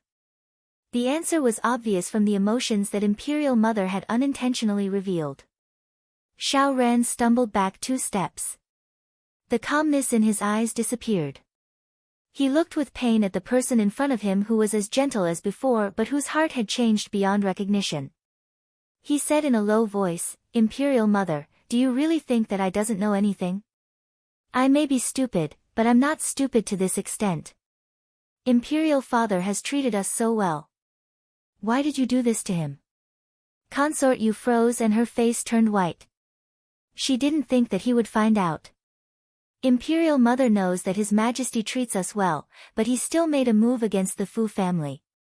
He knew that you would rely on them in the future, that they were Imperial mother's family, but he still heartlessly stripped them of all their positions and threw them into prison. Ranner, do you know? Your Imperial father didn't plan on letting your maternal grandfather's family go. Everyone says that the Imperial family is the most heartless. This saying is indeed true. Consort Yu took off her gentle exterior. Her face was twisted and painful as she screamed at Xiao Ran. She didn't look like the beautiful Imperial consort at all. Xiao Ran was stunned. It was the first time he had seen Imperial mother reveal such an expression. It was so strange and terrifying. But even if it was like this, you shouldn't have done this to him. If he hadn't protected us wholeheartedly, we would have been swallowed up by the dark harem. These words struck Consort Yu's heart. She suddenly calmed down. She didn't look like she was baring her fangs and brandishing her claws. She looked as if she had lost her soul after being pulled out of the water. She raised her hands to cover her face and sobbed, I didn't know that he was planning on making you the crown prince. If I saw the imperial edict earlier, I wouldn't have acted so quickly. There would still be a chance to save everything. He didn't say. Xiao Ran's blood seemed to freeze. His most beloved imperial mother had caused the death of his most respected imperial father. This was such a despairing truth. Love was gone, familial love was gone. In a single night, he seemed to have lost everything. Consort Yu's face was covered in tears. She raised her head to look at the bright yellow silk in her son's hand. It was as if she had seen a ray of light in the boundless emptiness. She threw herself at Xiao Ran and tightly hugged his hand. She said emotionally, Ranner, Imperial Mother knows that she was wrong. If everything could be redone, Imperial Mother definitely wouldn't have harmed your Imperial Father. Now, it's too late to say anything, but we can't let your Imperial Father die with regrets. At that time, your Imperial Father was seriously ill, but it wasn't to the point of no return. He spent his last moments with Xiao Su. Perhaps your Imperial Father was, Consort Yu had twisted the truth. At that time, Sichuan Emperor's illness had reached the point of no return. All of this had been caused by her own hands. Xiao Ran's hands trembled. His gaze was unfocused as he looked at her. You're saying that the one who caused Imperial Father's death was Imperial Brother? Who else could it be? Consort Yu guiltily looked away from her son's gaze. She said in a hateful tone, your Imperial Father wanted to make you the crown prince, so how could he change his mind and make him the new emperor before his death? If he didn't use some tricks, how could he have the chance to sit on the throne? Xiao Ran lowered his head. His hands slowly clenched into fists as pain appeared on his face. Consort Yu thought that he had understood and continued, there's one more thing that Imperial Mother thinks you need to know. What is it? Xiao Ran indifferently said. Chu Qingyan is pregnant. According to the time, it's already been more than 3 months. Consort Yu looked at him and slowly said. As expected, she saw his entire aura change. His entire person was filled with pain and sorrow. A trace of coldness flashed through her eyes. This Chu Qingyan was a disaster, but now she could be used.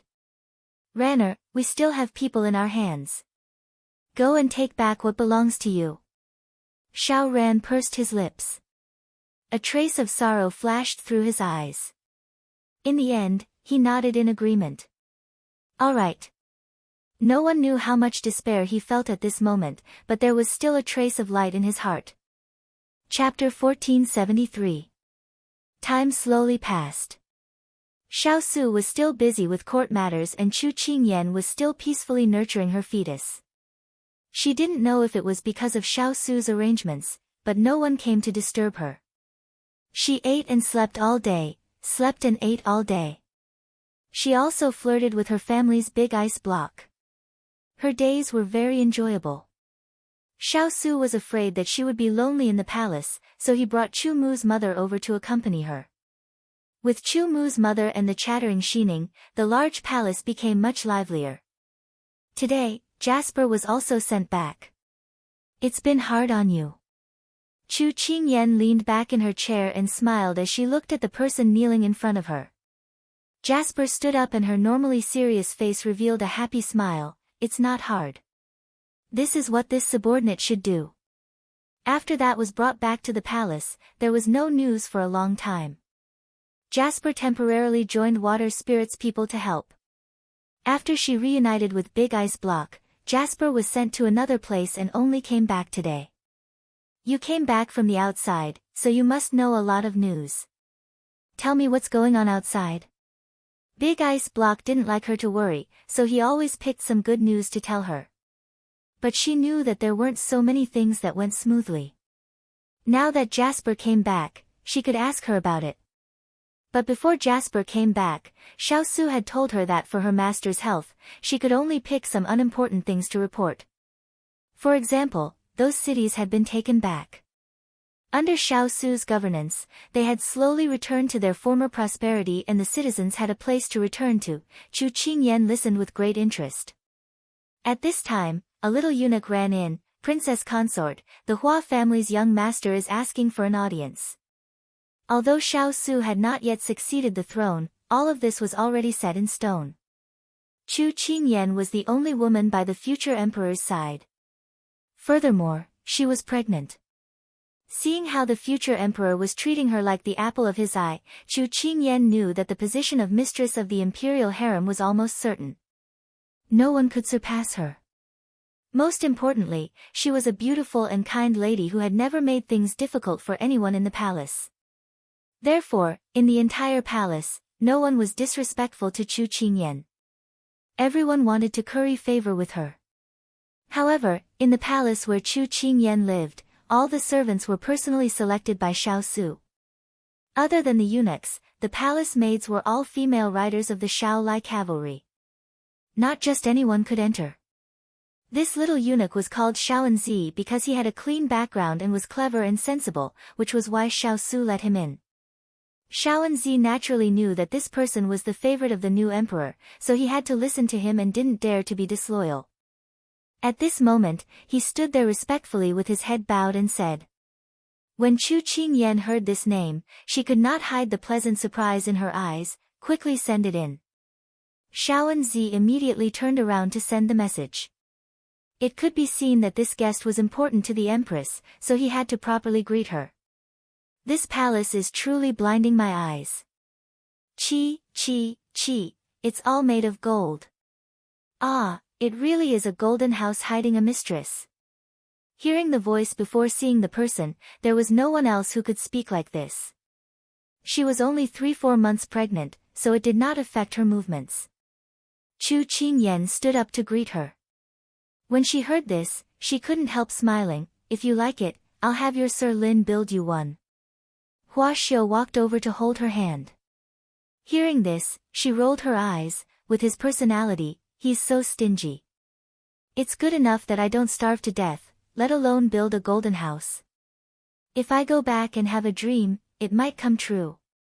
Chu Qingyan knew that she was exaggerating. She loved her Sir Lin too much, so how could she bear to mock him? It was just that he was not in front of her, so she was just talking. She wanted to take revenge for being bullied by him.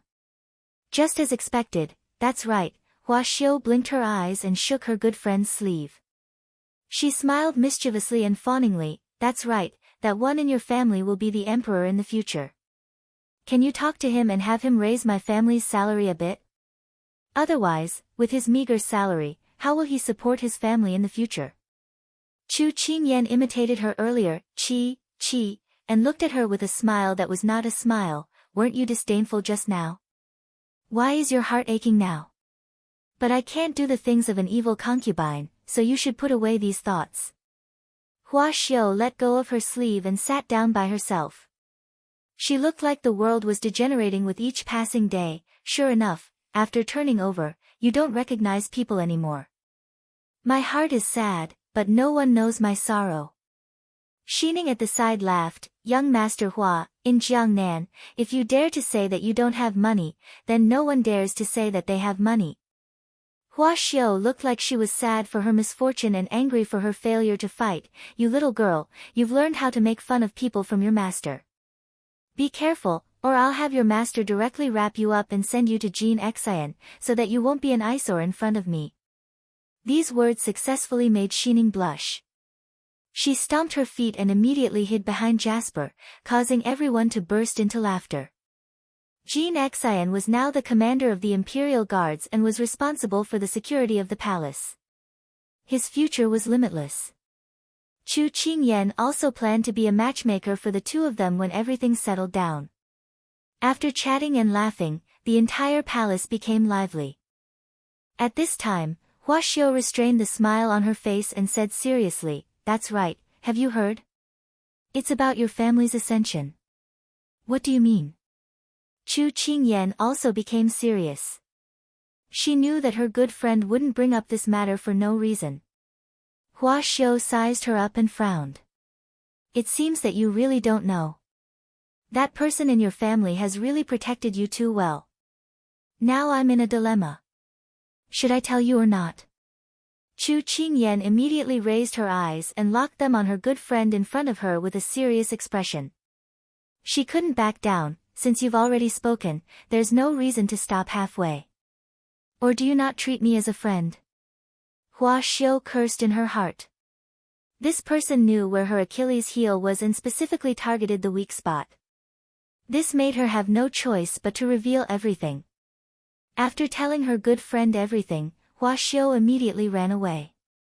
When she stood outside the palace, she couldn't help feeling emotional. Her good friend was becoming more and more dignified, becoming more and more like a mother of the world.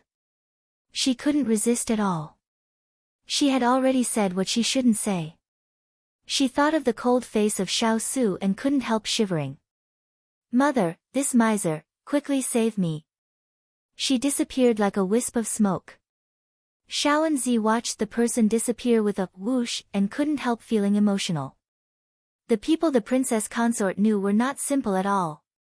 After her good friend left, Chu Qingyan silently sat in her chair. It was unknown what she was thinking about. Where is His Highness right now? As soon as her voice fell, Jasper went out. After a while, she came back and reported with a bow, reporting to Master, His Highness is currently discussing matters with the ministers in the discussion pavilion.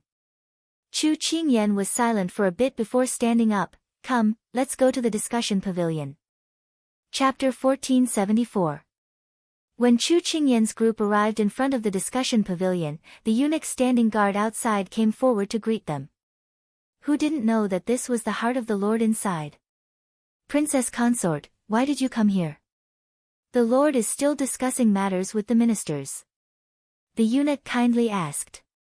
"I have some business here, so I'll have to trouble eunuchly to report this." Chu Qingyan replied with a smile. Eunuch Li did not dare delay hearing this and quickly said, "This servant will go in and report this." Xiao Su was in the middle of discussing the reconstruction of the city with a few important ministers. When he heard the report, his eyes lit up, and he put away the memorials in his hands. The ministers were all smart people. When they saw this, they immediately stood up and took their leave, saying that they would take these questions home to think about it and would reply tomorrow. Xiao Su nodded and everyone was instantly cleared out. When Chu Qingyan came in, he was the only one left in the discussion pavilion. "I've disturbed your work." As soon as she came in, Xiao Su immediately came forward to welcome her. He took her by the waist and led her to the dragon throne. Hearing this, he gave a soft laugh. This little fellow did not have any sincerity in her words at all. He placed her in the chair and raised his hand to pinch her cheeks. He said in a concerned voice, "What made you so impatient to see me?" Chu Qingyan looked at him. "You're still so calm right now, but you'll suffer later. Tell me the truth. Have you met with some trouble recently? If you dare hide it from me." She revealed a sly smile, "I'll take my baby out of the palace to avoid being an eyesore to you." Xiao Su's eyes slightly lit up, you know. Humph, if I didn't accidentally find out, how long did you plan on hiding it from me? Chu Qingyan angrily pointed at his nose and said. Xiao Su gave a low cough. What matter are you referring to? Chu Qingyan's eyes opened wide when she heard this. You're saying that you're hiding more than one matter from me. Stinky ice cube, I can't live like this. Saying this, she stood up to leave. Xiao Su's long hand reached out and immediately pulled her into his embrace. He gently coaxed her, all right, it's my fault. What do you want to know? I'll tell you, I won't hide it from you anymore. Ethereal's words were right. A pregnant woman was different from normal. Her temperament was very moody and she was easily sad. As her husband, he naturally had to accept it. Since you're so sincere, I'll forgive you. Speak, what is going on with the people's rumors? The imperial edict has already been issued. You are the rightful successor. How could it be false? Chu Qingyan snorted softly before she returned to the main topic. Xiao Su took the hot tea from the table and fed her a sip, before he slowly explained to her. Someone is spreading rumors that I'm leading the army to force the abdication, plotting to murder the emperor, and that I'm guilty of falsifying the imperial decree. Now the rumors are spreading in the capital city and the surrounding towns. But don't worry, I've already sent people to deal with it. Indeed, his good friend was right. Chu Qingyan frowned slightly as she pondered. Suddenly, she felt a warm finger gently touching her forehead, trying to dispel her worries. There's nothing to worry about. We'll deal with it as it comes. She pulled down his hand and held it in her palm, asking, do you know who is stirring up the public opinion behind the scenes? We haven't found out yet, but it's very likely to be the remnants of the Fu family. Xiao Su played with her fingers as he spoke indifferently. Seeing his indifference, Chu Qingyan couldn't help but poke his chest. Why do you look like you're fine? Did I worry for nothing? Xiao Su chuckled. He rested his chin on top of her head and said in a gentle voice, Ian, do you think it's good to be the emperor of the world? Hearing his tone, which sounded like he was coaxing a child, Chu Qingyan snorted lightly. But she still caught the melancholy in his words. She lowered her eyebrows and thought carefully before saying, no. Why? As if he had already expected her answer, Xiao Su continued, sitting on top of the world, with the officials worshipping you and the people submitting to you. No one dares to object to your words. Isn't that good? Chu Qingyan wrinkled her nose and intertwined her fingers with his. With a serious tone, she said, what you said may seem good to many people, but there are pros and cons to everything. High and mighty people are lonely at the top. What you gain is equivalent to what you lose. Look at what happened to Sichuan Emperor in the end. But, at this point, she pouted. Look, you haven't become the emperor yet, but I'm already about to become a husband-gazing rock. Rather than this, I'd rather you be an idle lord. As soon as she finished speaking, she heard his chest vibrate. She couldn't stop her stifled laughter. She looked up and saw him trying to hold back his laughter. She instantly turned into a tigress. Good, you actually dare to laugh at me. As she spoke, she waved her hands to show him how fierce she was. Xiao Su caught her little fists and held her firmly in his arms, afraid that she would hurt him if she moved. Only then did he say, I'm not laughing at you. It's just that your husband deeply agrees with what my wife said. Eh? She was stunned. He stroked her black hair and rested his chin on top of her head again. He slowly said, you don't have to worry about the rumors. The reason why I haven't ascended the throne immediately is because I want to see what the person behind all of this wants to do. Luring the snake out of its hole is my plan. Because he was so honest, Chu Qingyan gradually quieted down and listened to him speak. Xiao Su smiled and didn't linger on this topic. Right now, this isn't the most important thing. Xiao Ran's troops disappeared overnight, as if they had evaporated into thin air. I plan to send someone to investigate. Since this little fellow cared so much about his matters, it was no longer a good idea to hide it from her. Rather than letting her hear it from someone else, he might as well take the initiative to tell her so that she wouldn't be too worried and affect the child in her womb. Xiao Ran. He has this kind of ability. Chu Qingyan was surprised. Consort Yu has probably already met up with him. The Moon Palace is also helping from the side. There are many people by his side that he can use. Xiao Su slowly said, his tone not very concerned. Chu Qingyan saw that he was as calm as jade and thought that everything should still be within his expectations. She sighed in relief, then asked, who do you plan to send to investigate? Xiao Su's fingers paused, then he tilted his head and looked at her with a smile. Do you have any good suggestions? Chu Qingyan heard him and thought carefully. Suddenly, the figure of a thin and gentle man flashed across her mind. Her eyes lit up. Prince Yi, Rua. Xiao Su nodded. He's a good candidate. Not only is he a literary talent, but he's also a military talent. In the past, he pretended to be sick and hid his abilities. If we let him do nothing now, it would really bury his talents. She shook her head. That's not the only reason. When I returned to the palace this time, I saw something wrong with Prince Yi. How should I put it? She racked her brains for words to describe it. Finally, she had a flash of inspiration.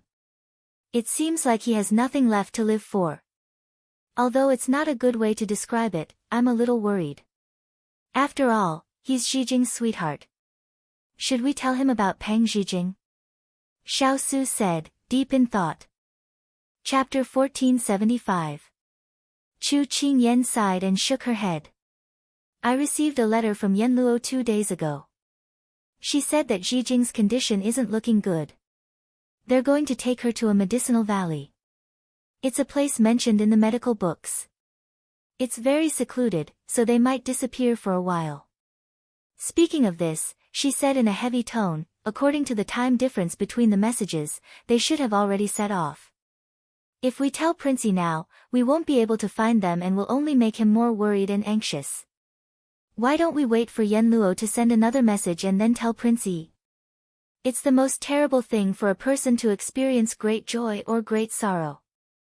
After the little fellow's reminder, Xiao Su followed some clues and realized that his brother had changed a lot compared to before. It seemed that there was nothing worth worrying about anymore. When he heard her words, he couldn't help but nod in agreement. You're right. Since Miss Pang hasn't confirmed the news, it's better not to tell him yet. I just found out a few days ago that third brother fell seriously ill because of Miss Pang.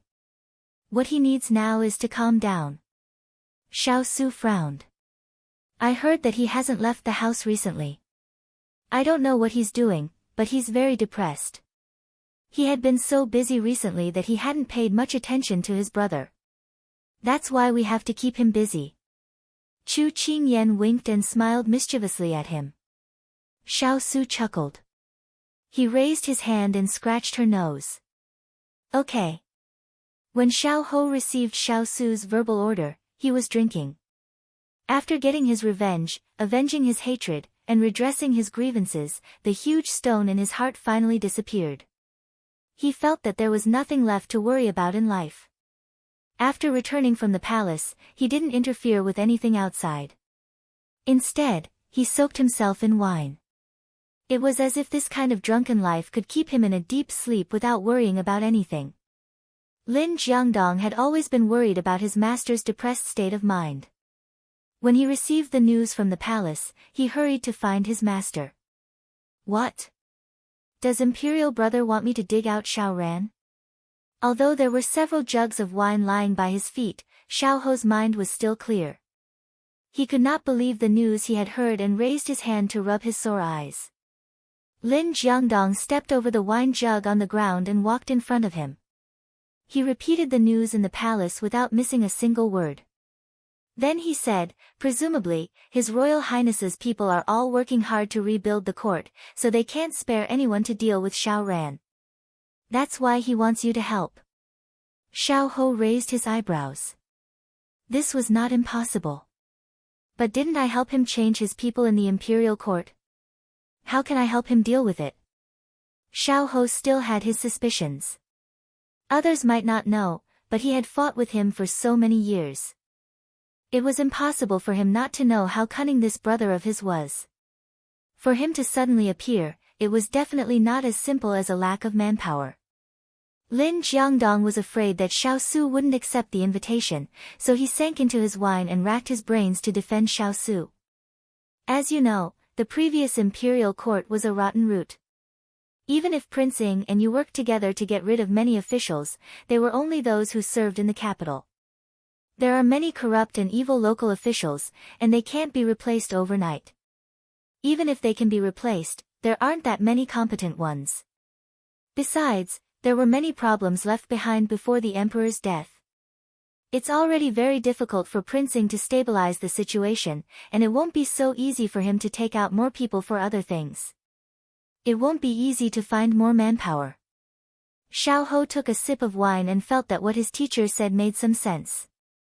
Originally, he had no meaning in life and could leave at any time. However, his imperial brother had a troublesome matter here, and he had nothing to do, so he might as well help. He put down the wine jug, brushed his sleeves, and leaned back in his chair. He lazily ordered, "Send out spies to investigate the last place Xiao Ran appeared. See if you can find any clues." Lin Jiangdong originally thought that it would take a bit of persuasion to persuade his master, but he didn't expect his master to agree so quickly. He was very surprised. Afraid that his master would go back on his word, he immediately went to make preparations. Xiao Ho could tell what he was thinking. He pulled the corners of his mouth, picked up the wine jug, and stood up. The autumn wind blew in through the wide-open window. In the whistling night wind, he walked step by step to the windowsill. His sleeves were lifted up by the wind, and he looked more like an immortal. However, his back gave people the feeling of loneliness and desolation. "Little rascal, it looks like I'll have to see you later." He tilted his head back and downed a mouthful of wine. It was thick and choking when it entered his throat, but it was also easy to numb the pain. One day later, Xiao Su received the news that Xiao Ho had left the capital. At the time, he was eating dinner with his wife, so he shared the news with her. Third brother does have some tricks. He found Xiao Ran's whereabouts in such a short time. Chu Qingyan was drinking sour fish soup. Ever since she was pregnant, she liked to eat sour food. However, Big Ice Cube thought that eating small sour fruits was not nutritious, so he ordered the Imperial Kitchen to make all kinds of sour food for her to satisfy her appetite. Hearing this, she didn't comment. "I don't think that the person who could cause trouble for you in those years was bad. That person was at least a match for Big Ice Cube." Fortunately, they shook hands and made peace in the end. Xiao Su nodded. "In fact, these brothers are not bad." Chu Qingyan paused. She remembered that Xiao Ho used the identity of a prodigal son to seek stability. She remembered that Xiao Ho used the identity of a sick man to hide his strength and bide his time. She deeply agreed with Big Ice Cube's words. They were all masters of pretending to be pigs to eat tigers, and they were very successful. Thinking of this, she suddenly had a flash of inspiration. She blinked her eyes slyly. "By the way, haven't you been worried about who to send to supervise the construction of the heavily damaged cities these 2 days? Do you have a good candidate?" Now was the time to use people, but basically all the people who could be used had been sent out. Even the cleverest housewife couldn't cook without rice, so Xiao Su had been worried these 2 days. He inadvertently mentioned this matter to the little fellow, but he didn't expect that she still remembered. She smiled. "What do you think of the second prince?" Xiao Su raised his eyebrows. "Why do you have this suggestion? Do you think that a person who can secretly dig a tunnel out of the city doesn't have a few skilled craftsmen?" Xiao Su's calm eyes slightly lit up because of her words. He pulled his wife into his arms and kissed her heavily. Then, he pressed his forehead against hers and chuckled. "Ayan, you are really a good wife." Chu Qingyan raised her chin. "Of course, don't you know who I am? You can't be so busy while everyone else is having fun. That doesn't make sense." Ian, you are still the one who cares about me. That is dash. Before he finished speaking, he was sealed with a kiss. A certain someone who was swaggering around the night market sneezed loudly. He touched his nose and looked at the sky. It was getting colder and colder. It seemed that it was time to go home and get more clothes. So a certain someone swaggered back to the residence, completely unaware that he had been schemed against by two foxes. Chapter 1476. Time flew by like flowing water, never to return. However, during this period of time, the truth of many things had surfaced. For example, those rumors were spread by the Moon Palace. For example, the cases that the Liang and Fu families were involved in were far more than what was on the surface. Many of them were heinous and were condemned by thousands of people. Regarding rumors, although the common people were at the bottom of society and were easily swayed by false words, they still used their own eyes to see. Xiao Su had done so much for the country and the people, and they had all seen it with their own eyes. He wasn't as ignorant and easy to manipulate as the people behind the scenes thought. Thus, not long after, many of the common people spontaneously organized groups to clarify the matter. Once someone said something bad about Xiao Su, they would help explain. In their opinion, even if Xiao Su wasn't the rightful emperor, they were still willing to support him as the emperor. When Jasper told her master about these rumors, Chu Qingyan couldn't help but sigh. The eyes of the common people were indeed sharp. She also understood one thing. Perhaps everything you did seemed so small at the time, but when it accumulated to a certain extent, it would slowly become an unshakable existence. The things that the ice cube had done over the years had undoubtedly laid the foundation for today's situation. As the saying goes, the people's hearts were what they wanted. Presumably, this was the scene that Sichuan Emperor was afraid to see. As for how many dirty things the Liang and Fu families were involved in, Chu Qingyan didn't want to hear about it.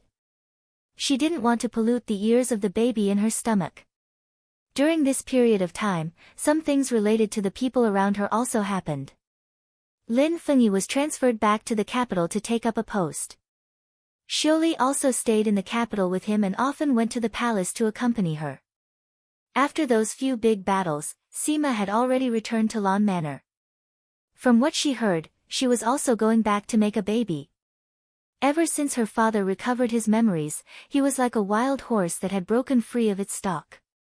He was shining brightly at the border and couldn't be pulled back no matter what. Everything seemed to be getting better. Chu Qingyan was very pleased. However, today, when Ethereal came to check her pulse as usual, she saw his gloomy face. According to Huling, Yan Luo's birthday was in 2 days. Unfortunately, he couldn't even see the beauty, let alone celebrate with her. Chu Qingyan then thought of Ethereal and Yan Luo, this pair of ill-fated mandarin ducks. They were separated not long after they reunited. Therefore, she thought of Zijing and Xiao Ho and couldn't help but sigh.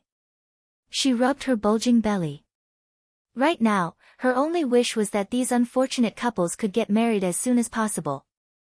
Chu Machen's mother, who was sitting aside sewing children's clothes, was worried when she saw her daughter's worried look. She put down the needle and thread in her hand and patted the back of her daughter's hand. When her daughter looked at her, she smiled kindly and said, "Everyone has their own fate. Take your father and I for example. After going through so many hardships, we finally welcomed sweetness. So, you have to believe that people who truly love each other, no matter how many hardships the heavens throw at them, as long as their faith is firm, they will finally be reunited and happy."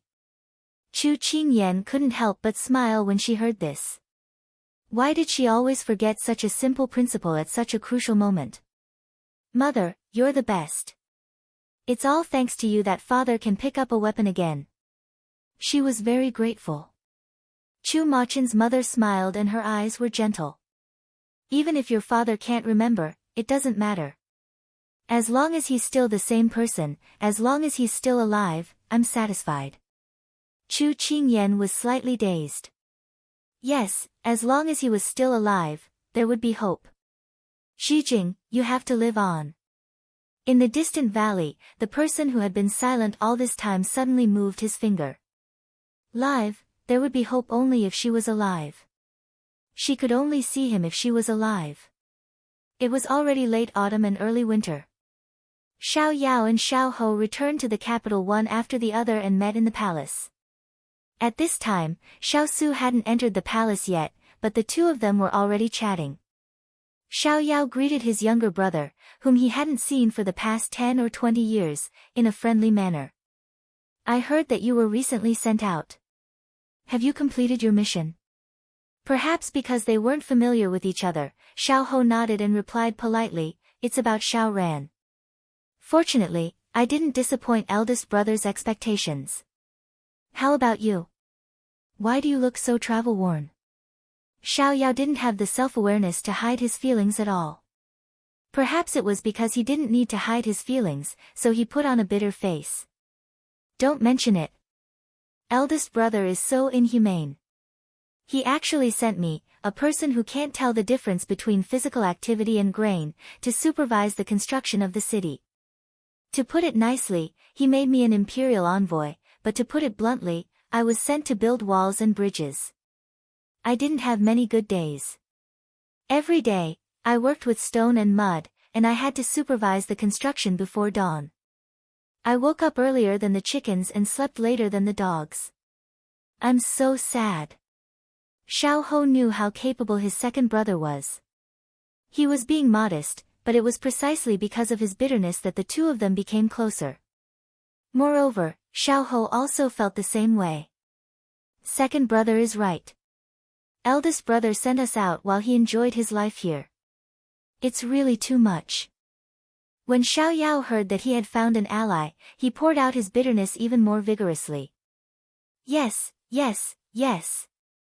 We're all in the same boat. It's really hard. You don't know, I've never not bathed for 3 days. Oh my God, I don't even dare to smell that smell. But the officials next to me haven't bathed for at least half a month. You don't know, I'm about to vomit from the smell. But our eldest brother gave the order, so I have to complete it even if I have to kneel. Xiao Yao was originally not a chatterbox, but he couldn't bear the bitterness this time. Moreover, he also wanted to talk to this mysterious younger brother and build a good relationship. After all, he felt that this younger brother was very resourceful. He was very curious, so once he started talking, he couldn't stop talking. When he saw Xiao Ho give him a meaningful look, he didn't react. Younger brother, what's wrong with your eyes? Do you want the imperial physician to take a look at you? Don't have a crooked mouth and slanted eyes at such a young age. Xiao Ho's eyes twitched, and he gave up on reminding him. At this time, a cold voice sounded from behind Xiao Yao. Oh. Second brother has a problem with me. Is the crime so difficult to record? A cold wind blew from behind, and Xiao Yao's body stiffened. He glanced at Xiao Ho from the corner of his eyes full of accusation. The latter shrugged at him. I've already given you a hint, okay? Who told you to talk to your heart's content? Xiao Yao wanted to cry, but no tears came out. But the moment he turned around, his face had already changed into a brilliant smile, and he threw himself at him. Older brother, it's really great to see you. Did you know that your younger brother, Xiao Su, waved his hand, and the person who threw himself at him was sent flying. He sprawled on the wall like a gecko. Those intermittent words continued to be heard. How do I miss you? Xiao Ho raised his hand to cover his face. He really didn't want to admit that this person was his brother. How embarrassing. Chapter 1477. Xiao Su didn't pay any attention to this idiot of a younger brother and directly walked past him to sit at the head of the table. When Xiao Ho saw this, he couldn't say anything and simply stood at attention. You've worked hard. How did it go? Xiao Su asked Xiao Ho. Xiao Ho nodded and directly said, although we haven't found out Xiao Ran's exact whereabouts, we have a general idea of their current location. Where is he? Near the capital. Once these words were spoken, everyone fell silent. Xiao Yao originally wanted to wail a few times to gain the sympathy of his brother, but the two of them didn't even look at him. They just talked among themselves. Feeling helpless, he could only pull himself down from the wall. Shaking his shoulders, he slowly moved to the front. At this moment, the two of them were talking about this.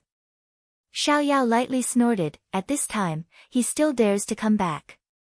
Some people are willing to do anything in order to take a gamble. And just as the saying goes, the most dangerous place is the safest place. It's not like he doesn't have capable people around him, so it's not strange that he can think of this. Moreover, Imperial Brother is about to ascend the throne. If he doesn't do something before then, when the dust settles, if he wants to cause trouble, he'll be overestimating himself. Xiao Ho's words were explained from a fair point of view, and everyone, including Xiao Su, expressed their approval. Xiao Yao made a "oh" sound, as if he was seeing this younger brother for the first time. He looked at him curiously. I couldn't tell, but third brother is actually so organized and so accurate in judging people. Second brother admires you. Xiao Ho raised his eyebrows. Shouldn't this be something that people from the imperial family should have? Could it be that second brother needs to be sent back to the furnace to be remade? That can't be. Xiaoyao felt that he had been counterattacked. He was clearly praising him. Third brother, you're not being kind. Big brother is praising you. You're hurting big brother's heart. Xiaoyao said as he put his hand to his heart. Xiao Ho raised his eyebrows. It turned out that his intelligence was wrong. Second brother's intelligence couldn't be better, only worse. Is second brother's heart made of glass? Well said, well said. Treat me well in the future. Otherwise, I'll break it for you to see one day. Xiao Ho waved his hand and laughed. Xiao Su was just about to say yes when he was interrupted by this idiot. However, Xiao Su did not intend to correct him. It was rare for his brothers to gather together, and he could also listen to their seemingly competitive but actually joyful conversation. It could also be considered as finding some fun after a busy day. In the past, the two of them did not see each other often. Even if they did not speak much. Moreover, because of their different standpoints, they did not have any interactions at all. Now that the barrier between the two of them had been removed, there were no obstacles. In addition, the two of them were now under the command of their eldest brother. They empathized with each other and found each other more pleasing to the eye. In addition, they were brothers by blood. With that layer of blood, needless to say, there was a sense of closeness. However, they had never been so close to brothers. Both of them felt fresh and curious in their hearts, but more than that, they felt relaxed. In the imperial family, there were very few brothers who were close. However, at this moment, they did not care about power or influence. The more they looked at each other, the more they regretted that they had not met earlier. Also, because they had missed so many years, they wanted to make up for it. When the two of them were about to go drinking together and walk shoulder to shoulder, Xiao Su said something to nip this idea in the bud. He felt a headache coming on. These two brothers were really unreliable. If you want to go and play, you can. But let's finish the business first. Xiao Su knocked on the table. Only then did the two of them stop. They coughed lightly and intended to get to the point.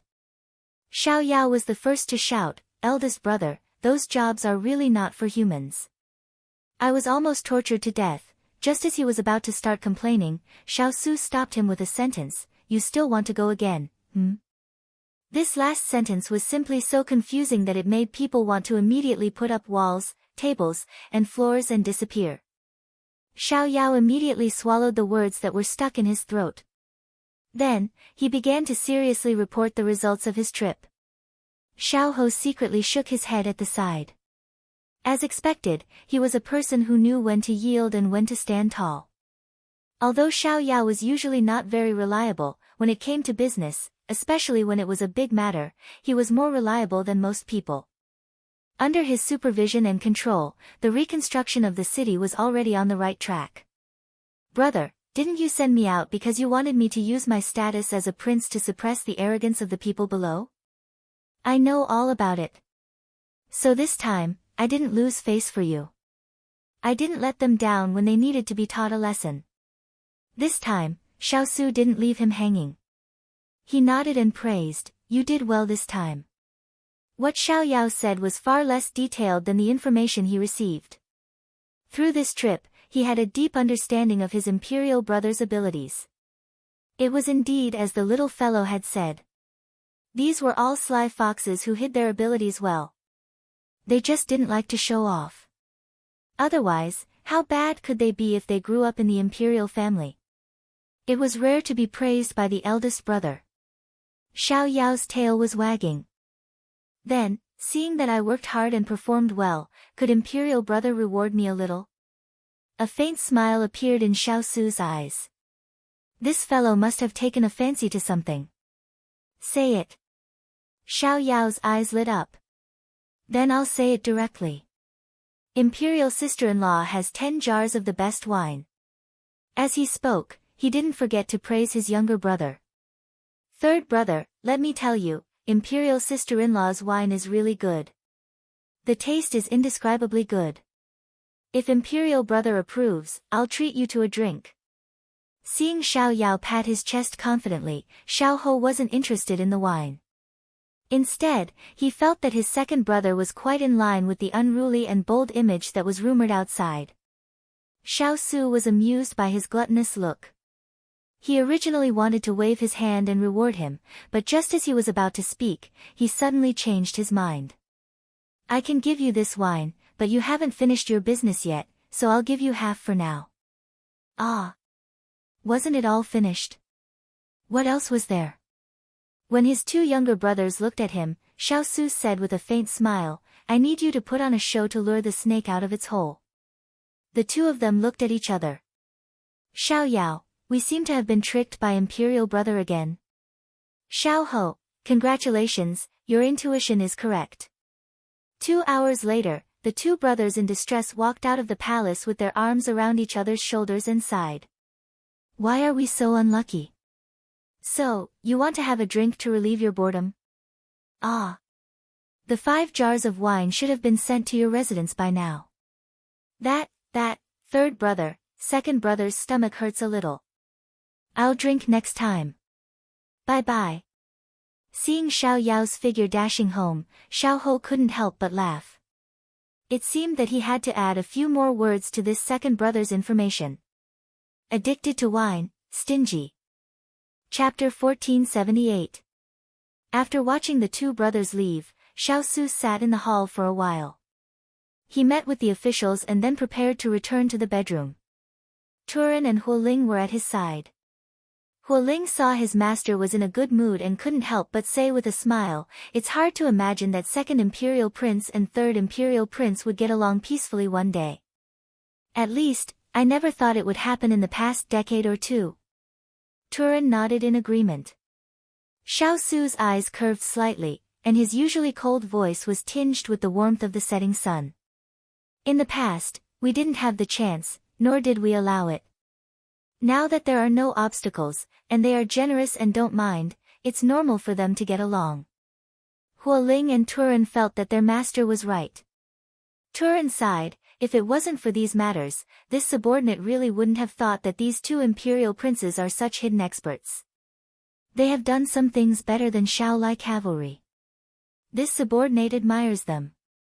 Shaolai cavalry is involved in many levels. It is normal that some places are not as precise as them. However, you cannot relax.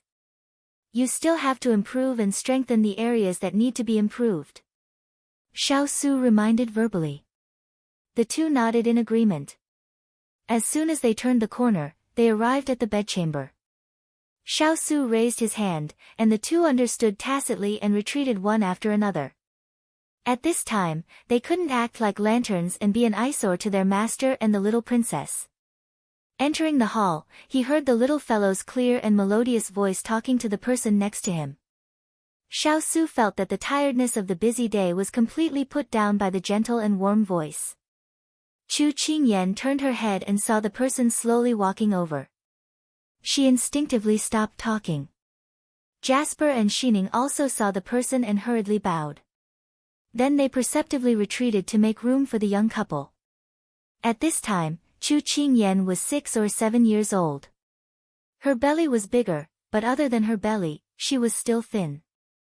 There were no obvious changes, but her small face was more moving. When she walked over, Xiaoho strode over and took her in. How was it today? Did the baby make a fuss?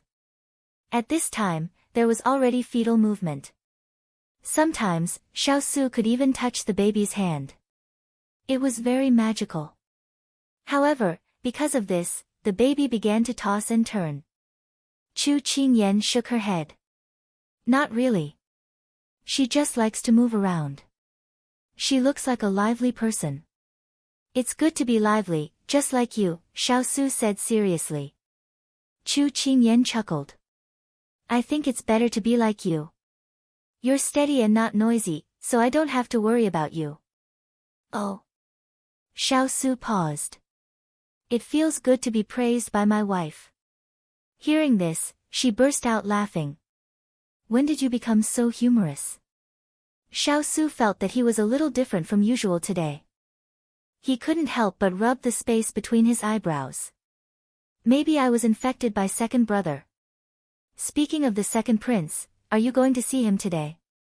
It's not easy for you to come back alive, Chu Qingyan teased him. She slowly sat down as he supported her. She wailed and howled as soon as she came back. The roof was about to be lifted. Xiaosu recalled his second brother's appearance and shook his head with a laugh. That's right, third brother is also back. Recently, because her belly was getting bigger, Chu Qingyan didn't have much energy to help share his burden. Like before, she didn't want to ask. However, seeing that he was in an exceptionally good mood today, she couldn't help but be curious. You guys ran into each other? You didn't fight, right? Xiaosu deliberately kept her in suspense. Guess. Chu Qingyan patted him lightly and snorted. You're trying to keep me in suspense? Fine, you can sleep in the side chamber tonight. When she said this, Xiaosu coughed lightly and immediately surrendered. Without his wife to warm his bed, he couldn't sleep well. Hearing the big ice cube's explanation, Chu Qingyan was a little surprised. No wonder everyone says that if you don't belong to the same family, you won't enter the same family. It's a pity that you wasted so much time. Xiaosu hugged her and listened to her sigh. Actually, from another perspective, it's better to come late than never. Chu Qingyan couldn't help but nod when she heard this. The big ice cube was right. As long as they were still alive, there was still the possibility of happiness. Xiao Ran's matter has reached a point where we have to solve it. Chu Qingyan, who was about to take a nap with her eyes closed, was woken up by these words. She opened her eyes wide and was full of curiosity. What did he do this time? It's not him, but it has something to do with him. Third brother found that the Moon Palace was recruiting people in the Jianghu. Although it was done secretly, he still found a lot of clues. If we don't stop it, with the power of the Moon Palace, the situation will be difficult to deal with. Xiaosu's voice was very calm, but Chu Qingyan could hear his dissatisfaction. She wondered if Xiao Ran could stop digging his own grave. You already have a plan. Since the big ice cube said this, it meant that he already had a plan. Yes, there have been some strange movements in the prison recently. Some people have set their eyes on that place and tried to break in. However, they were all stopped. Although many people were captured, they all committed suicide in the end by consuming poison. However, we still managed to find out their identities. They are all from Moon Palace. What do they want to do?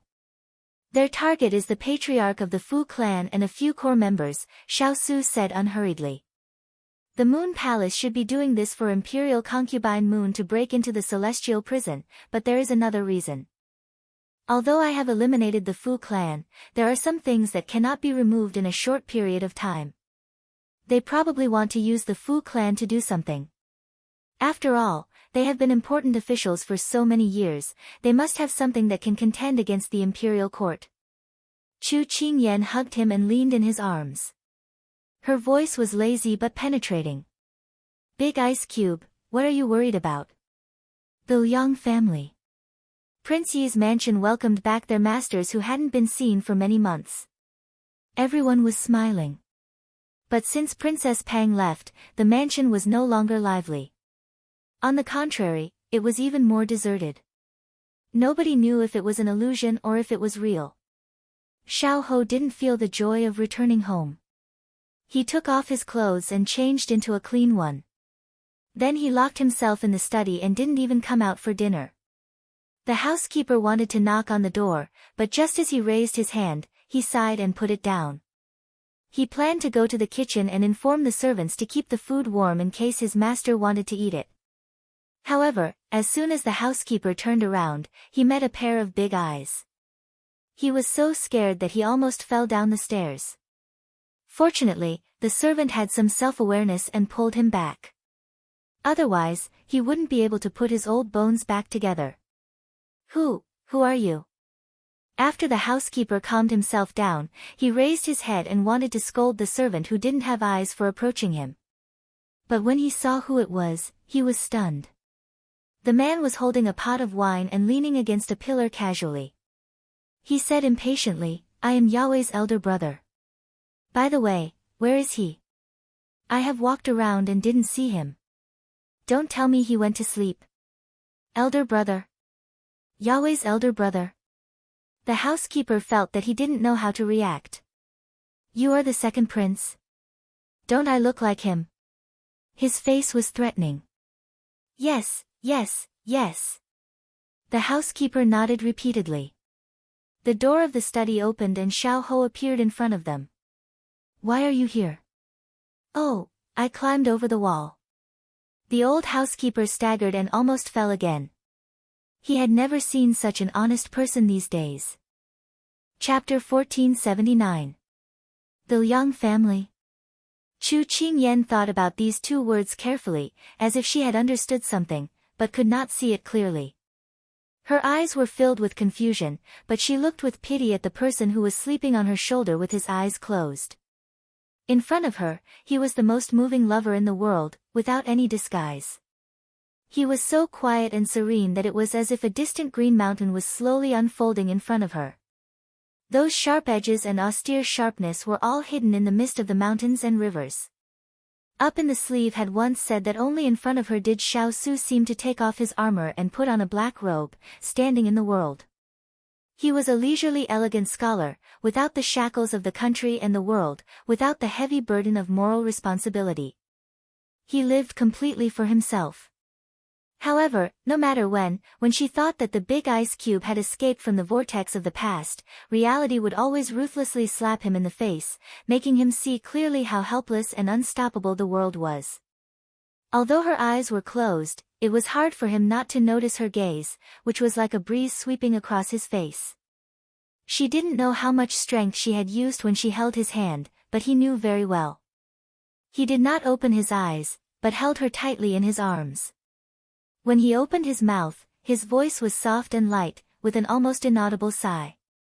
"Mother said that she wanted to see me." She was slightly stunned. "If we want to punish the Fu family, we must not let the Liang family off. Their evil deeds are clear. Even if the court let them off, the people will see it. I originally thought that I would not be affected by this, but I have to take into account the blood on my body. After all, the blood of the Liang family still flowed in his body, and this could not be wiped away. Big Ice Cube, I understand. It's okay, just do what you think. After all these years, there should be an end, right?" She hugged his waist, leaning her face against his chest as she spoke slowly. There were no parents in the world. Empress Liang felt sorry for Big Ice Cube. She had never played the role of a proper mother after he was born. However, there were many things that could not be given up easily. All these years, she had used Big Ice Cube to achieve her own goals. However, she had never hurt him like the Sichuan emperor. Moreover, after that day, they realized that Empress Liang was also a victim. She was a pitiful woman who was deeply hurt by the emperor's heartlessness in the palace. Even if a person was at fault, the environment was also at fault. It was just that in ancient times, the feudal monarchy where men were superior to women could not be overturned at this time. Only through the long flow of history and the change of dynasties could they move towards equality and freedom. She patted his back gently, just like how she used to comfort herself. At this moment, it didn't seem like she was relying on him. Instead, it seemed like he was drawing warmth and strength from her. Big ice cube, you're good. You're really good. You didn't change because of betrayal and hurt. You didn't become a cold-blooded and heartless person because you were abandoned and framed. This kind of you, gentle and warm, is the big ice cube that I've always known and liked. Since ancient times, it's difficult to be loyal and filial at the same time. No matter what decision you make, I'll support you. Xiao Su suddenly chuckled and let go of her. He straightened his back and looked at her with a clear and bright gaze. It was as if he had crushed a pool of stars, so bright and dazzling, so enchanting. I feel like I've been infected by your personality recently and have become sentimental. Faced with his teasing, Chu Qingyan directly gave him a cushion. Burning the bridge after crossing the river. Fine. Sleep in the side chamber tonight. I won't send you off. The smile on his good-looking face did not diminish. Instead, it was even brighter. He took the cushion that she threw over and casually placed it in her arms. He leaned closer to her and breathed on her sensitive earlobe. Before she could react, he had already carried her and the cushion. The night is long. How can this husband bear to let his wife sleep alone? Hey! Woo! Good girl, you can't do a surprise attack like this. My wife is also enjoying it, isn't she? Shameless. As long as I don't sleep in the side chamber, it doesn't matter if I don't want my face. She was completely convinced. A second ago, he was confiding in her heart, and the next second, he turned into a wolf. Really, forget it, she was going to feed the wolf. In the lonely and silent Chaoyang Palace. Your Highness, His Highness still doesn't want to see you. Luo Yun stood at the side with a helpless expression.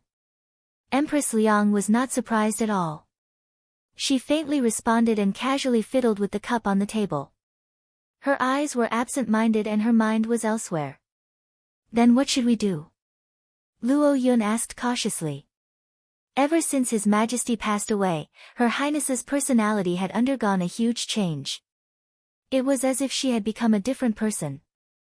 Although she did not get angry as often as before, her absent-minded appearance was even more worrying. Empress Liang collected her thoughts and sighed softly. If I can't see then let's see Chu Qingyan. Luo Yun was stunned for a moment, but she still agreed. This old servant will deliver the invitation tomorrow. If this was in the past, how could a mother-in-law speak so humbly to see her daughter-in-law? However, things were different now, and the two people in the palace were not easy to meet. The palace fell into a dead silence again. Inside Prince Yi's estate, Xiaoyao asked the old steward to prepare a table of dishes without any awkwardness, saying that he wanted to drink and chat merrily with his younger brother. Although the old steward was not clear about the current state of the imperial court, this was the first time Xiaoyao had visited, so he did not know what to do. He cautiously tried to see what his lord was thinking, but his lord did not seem to care at all. The old steward could only support his old bones and trot to the kitchen to order the servants to prepare. Xiaoyao wanted to ask the old steward to prepare the table and chairs, but he caught sight of the stone table and chairs in the courtyard from the corner of his eye. He jumped over without hesitation and opened the wooden cork at the same time. The aroma of wine just overflowed and was blown away by the evening wind. Xiaoyao sniffed and felt that he was about to get drunk. Third brother, come quickly, or I will drink alone. Xiao Ho looked at the person who was waving at him. He wanted to refuse, but he still walked over uncontrollably. Don't you have a stomachache? He smiled faintly and mercilessly said the excuse that person had used to brush him off in front of the palace gates today. Xiaoyao laughed mischievously. It doesn't hurt now. Oh, you are willing to take out this wine? Xiao Ho teased him. Xiaoyao's face was a bit embarrassed. He looked away and said embarrassedly, I was wrong. If I have good things in the future, I will definitely share them with you. A strange feeling filled his heart. Other than little rascal, no one had said that they would share with him. Xiao Ho felt that this feeling made his heart feel warm. Second brother was really doing what he said. For example, he really had taken out the wine now. Xiao Ho knew how much he liked this wine. It was obvious from his intoxicated look when he opened the cork just now. However, he did not drink it immediately and insisted on waiting for him to sit down. Why did you suddenly want to drink with me? This was the first question Xiao Ho had when he saw him tonight. Xiao Yao rubbed his nose. I feel that you might not like to hear me say it. Then don't say it. But if I don't say it, I will feel uncomfortable holding it in. I heard that you were hurt by love. I feel that as your older brother, I should express my concern. That's why I brought the wine over to accompany you to relieve your worries. When the old steward who was walking over heard this, he almost made intimate contact with the ground again. Oh, my lord, don't say it if you don't know how to speak. Chapter 1480. Finishing, Xiao Yao shook the wine pot without any self-awareness and asked, Are you satisfied with my answer? Xiao Ho showed his sinister teeth. Second brother, in the future, it's better to hold back some words, or else, the word otherwise, was well hidden, but for some reason, it made Xiao Yao feel a chill run down his spine. He swallowed his saliva. It's over. Why is this third brother of mine the same as big brother, always scaring people? But at this time, he had to regain his older brother's aura. He slammed the table heavily. Where is everyone? Where is everyone? Where did they go? Wine cup, where are the dishes? The old steward shuddered. They had been caught in the crossfire. Coming, in a short while, the stone table was filled with dishes. Xiao Yao nodded in satisfaction. Your Wang Fu looks cold and cheerless, but the efficiency is quite high. Xiao Ho didn't comment, but the old steward on the side finally let out a sigh of relief. This master finally stopped looking for trouble. At this time, a full wine cup was handed to Xiao Ho. At the end of the hand, Xiao Yao laughed heartily. Try it. It's brewed by imperial sister-in-law's people. Those crooked melons and dates on the market can't compare at all. Xiao Ho didn't decline. He took the cup, clinked it with his and drank it in one gulp. Xiao Yao held the cup and sized him up. He smiled faintly and said, Is there a problem? You've really been hurt deeply. Alas, although this wine isn't strong, the after effects are very strong. I know you're also a wine taster. Could it be that you want to drown your sorrows with wine? You should take your time to taste it. Only then would it be in line with your elegant title. In the face of Xiao Yao's repeated stabs, the old butler wished he had a rag in his hand so that he could cover Xiao Yao's mouth. Didn't he know what it meant to not sprinkle salt on other people's wounds? However, Xiao Ho seemed to be used to his brother's habit of poking at scars wherever there were scars. He didn't even lift his eyelids as he filled his own glass with wine. His voice was still as gentle as ever as he said, Reputation and good reviews are just worldly possessions. Why bother with these things? It's not good to live a happy and uncomfortable life. I thought second brother would understand this better than me. Of course, I understand that. I just feel that. Xiao Yao paused, thinking about how to perfectly express the meaning in his heart. Xiao Ho took a sip and said, I just feel like we don't belong to the same world. Yes. I just didn't expect us to be so compatible. I thought that first imperial brother wouldn't be compatible with me. I didn't expect the three of us to be so similar. It's really a pleasant surprise. No matter what, we have to celebrate. As he spoke, Xiao Yao raised his wine glass and toasted him. Xiao Ho raised his hand and clinked it with Xiao Yao's. The two tilted their heads back and drank. Sometimes, good wine wasn't used to be savored, but to be used to relax the heart. Third brother, tell me, what kind of person is the white moonlight in your heart that you can't forget her? Xiao Yao swirled the wine glass in his hand and looked at the rippling wine inside as he asked as if he didn't mean it. Why didn't you mention it? The old steward felt that his little heart couldn't take it anymore. He ordered the servants to serve him well and left with a sigh. He was afraid that he would die here if he stayed any longer. Xiao Ho didn't get angry, nor did he show any sadness. His gaze crossed the courtyard and looked at the swaying stars in the night sky. His eyes were gentle. She's a mischievous and troublesome little rascal who always gives people headaches. She's not gentle, doesn't understand others, and doesn't have the modesty of a lady from a noble family. When she does something wrong, she acts coquettishly to get away with it. On the surface, she looks pure and harmless, but in reality, she's very clever. Xiao Yao was stunned. After listing so many shortcomings, why did it feel like there was more spoiling than headaches? More gentleness than complaint? It was just that no one would have thought that his incomparably romantic younger brother would fall in love with such a type of girl. At this moment, he heard Xiao Ho's soft voice after drinking a cup of wine. But, she's also very warm. Very warm, so warm that even if he exhausted everything, he still wanted to leave behind the white moonlight. However, everything was just a reflection of the moon in the water. Xiao Yao slightly widened his eyes. That's right, people like them who came from the imperial family stepped on bones and crossed rivers of blood. When they were born, they were abandoned by all the warmth in the world. They lived alone and stubbornly. Only strength was the path forward. Therefore, this caused them to be born cold-blooded and destined to not know how to love or be loved. Xiao Yao had been taught by his mother to hide his edge early on, which was why he was able to live peacefully until now. However, people like eldest brother and third brother in front of him were people who sacrificed themselves for power. They had always lived alone and in despair. People like them could only be saved by warmth. For example, Chu Qingyan and Pang Zhijing. Chu Qingyan helped eldest brother walk down from the altar. He shed his responsibility and loyalty. He was no longer cold and learned to smile. And Pang Zhijing freed third brother from hatred and loosened the shackles. He learned how to smile from the bottom of his heart and not let his smile become his disguise. However, God loved to tease people the most.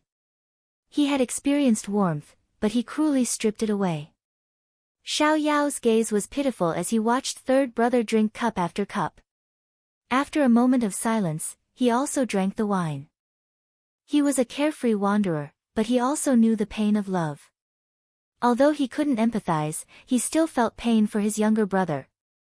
The moon was high in the sky when he drank. Xiao Yao was already a little drunk, but he always had a good reputation of not getting drunk after 1,000 cups. He was still very sober. Seeing that there were no maidservants beside him, he propped up his chin and suddenly remembered something. He smiled and said, "That's right, I brought you a surprise before I came." Oh. Xiao Ho was also a little drunk, but he was still rational. When he heard his words, he responded lightly, as if he didn't believe in any surprises. Xiao Yao didn't mind and continued to smile. "I brought you a few beautiful maidservants. Their appearances are outstanding, and they are even prettier than the top beauties in the capital. What do you think? Brother, I am a good friend, right?" Xiao Ho looked at him indifferently. Xiao Yao was talking excitedly. "You don't know, but these few are even more considerate than the ones I gave to eldest brother a few years ago. They are good at zither, chess, poetry, calligraphy, and painting." After he finished talking, Xiao Ho replied, "And then?" Xiao Yao was stunned and said dejectedly, "They were thrown out of the residence by eldest brother, and I was kicked out as well." "Oh." Xiao Ho nodded. Xiao Yao was trying to figure out if he should agree or not. In the next moment, the world spun and he was kicked out of the residence. The beautiful maidservants that accompanied him were thrown out without mercy. They were stacked on top of him like a human pyramid. He was about to be squashed into a meat patty. They were clearly drinking well just now, but they kicked him out without saying a word. His brother's boat capsized just like that. "You, all of you, good. If I care about you in the future, I will take your surname. Poor Xiao Yao. No matter how he cared, they still had the same surname. Chapter 1481. Hearing the servant report everything that had happened outside the Fu, Xiao Ho laughed and shook his head. This second brother was really interesting. He ordered, increase the security of the Fu. If you meet the second prince by the wall in the future, ask him to use the front door. The servant understood. So it was to guard against fire, theft, and the second prince. The wine pot on the stone table was not empty. He poured himself a cup, but he recalled Xiao Yao's words. The person has passed away, and the beauty is no longer here. Why not let go of your obsession, extricate yourself from the past, and live the rest of your life well? Xiao Ho drank the wine. The previous sweetness turned into bitterness at the tip of his tongue. He smiled faintly. Since it had become an obsession, how could he extricate himself? Moreover, he had never thought of forgetting. Her every frown and smile had been engraved in his mind. Just like the wind blowing in front of his eyes, he felt like it was her breath. The shadows of the trees on the ground were like her dancing dress. His longing had entered his bones, his soul, and had become one with him. They had long been inseparable. Why did he choose to let go of her? He could leave everything behind and go with her. He could go to heaven and earth, the human world, the gates of hell, as long as she was there. The alcohol surged, and he walked forward unsteadily. Life was like a dream. How much joy did he have? Only Du Kong was generous and unforgettable. Since that was the case, it was better to be drunk. Perhaps he could still meet her in his dreams. Recently, she had often entered his dreams. He could see changes in her every time. For example, her hair was longer, and her belly was bigger. So good. In his dreams, he and she were pregnant with the fruit of their love. Let's just think like this. Chu Qingyan woke up early in the morning. Compared to her sleepy state in the past, she was now a person who did not feel sleepy before the sun rose. She helplessly rubbed her belly. What a naughty child. She did not know how much trouble it would cause after it was born. After scolding the baby in her heart, she turned to look at the person sleeping beside her. He slept very well. Before he fell asleep, he had hugged her, gently hugging her to his chest. Now that she had woken up, she was still well protected by him, as if he was hugging the most precious thing in his life. She smiled softly. The sky was still dark, and according to Big Ice Cube's biological clock, he would only wake up in an hour. Every time this happened, it would be Big Ice Cube's exclusive time. She could greedily and unscrupulously size him up. But she would not touch him. The Big Ice Cube had the sharpest senses of a soldier. If she woke him up, not only would it shorten his sleep time, it would also bring her punishment. Of course, the punishment was always sweet, but she did not want to disturb him, so she just watched quietly. Time is a good thing. It allows people to see a lot of things clearly and also allows people to possess a lot of things. When everything was almost stable, Chu Qingyan would also think about the past. In the past, she did not have the leisure or the time to think about it. However, after having the baby, she spent more time thinking about it. The person in front of her was still so elegant and handsome, but compared to the past, he was less fierce, cold, and immature. Instead, he was more gentle, warm, and mature. Time would erase a person's edges and corners, but it would not make him lose his high-spirited spirit. Instead, it would polish him better, and he would learn how to love and be loved. She was very fortunate to be a participant, a bystander, and the last supporter. He was the scenery that she would never tire of looking at, the city that she had always wanted to protect. Sleepiness gradually overwhelmed her. She listened to his strong heartbeat and slowly closed her eyes. The moon fell below the horizon and the sky began to brighten. Xiao Su woke up before dawn. He was reluctant to part with the warm and fragrant jade in his arms. He gently and lovingly hugged her back, gently caressing her bulging belly. That was the proof of their love. After a while, he let go and quietly got up. But when a man of iron had something to worry about, a steel spear could also become soft. After Xiao Su freshened up, he walked out of the hall. He ordered the palace servants not to disturb her and carefully asked about her meal today. Only then did he feel relieved to go to the morning court. Although he had not yet ascended the throne, what he did was almost the same as an emperor. Turin and the fire spirit accompanied him on his left and right, gradually going away. Jasper and Xining had already gotten up in the morning to replace the two of them outside the hall. This was the beginning of the day. When Chu Qingyan woke up, it was already late in the morning. She looked at the empty bed beside her, stroked her belly and smiled. "Baby, your papa has already gone to work hard to earn money to support the family. We should also get up." Perhaps hearing the movement inside, Jasper and Xining opened the curtain and came in. Seeing that their master had already gotten up, they immediately went to greet her and took over their own tasks. "Master's complexion is so good today," Xining praised with a smile. Chu Qingyan touched her face and sighed softly. "After eating and sleeping, how bad can my complexion be? I'm just afraid that I'll be so fat that I won't even be able to recognize myself." Xining was amused. She shook her head and seriously analyzed. "Master, you see, there are very few people who can maintain such a good figure after being pregnant. You, on the other hand, not only did you not gain weight, you're also becoming more and more beautiful. If it weren't for the fact that this servant is a woman, this servant would have fallen under your pomegranate skirt." Chu Qingyan giggled and turned to Jasper and pointed at this little girl. "Do you feel that your mouth is getting sweeter and sweeter, and you're getting better at lying through your teeth?" This subordinate saw Xining smearing honey on her mouth this morning before coming over. Jasper said seriously. Chu Qingyan held her belly and laughed. Since when did this cold-faced girl like her know how to joke? It was really too fun. The absolute contrast was cute. On the other hand, after Xining finished fixing the hair ornaments on her master's head, she stomped her feet and said angrily, "You're all bullies. Jasper, you're too bad, too bad." As she said this, she took the water basin and walked out. When she walked out, she stomped on the floor loudly, causing her master to laugh without giving her any face. Jasper also couldn't help but laugh. Early in the morning, with such a happy person to play and laugh with, her mood for the whole day was much better.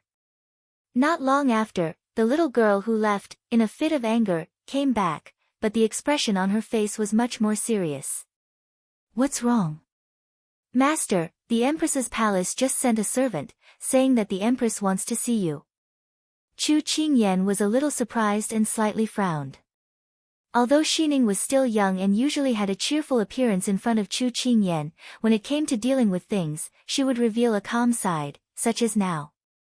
"Master, although the Empress is still the master of the harem in name, His Highness has said that no one can order you to do anything. Also, you're pregnant now, so it's not suitable for you to go out."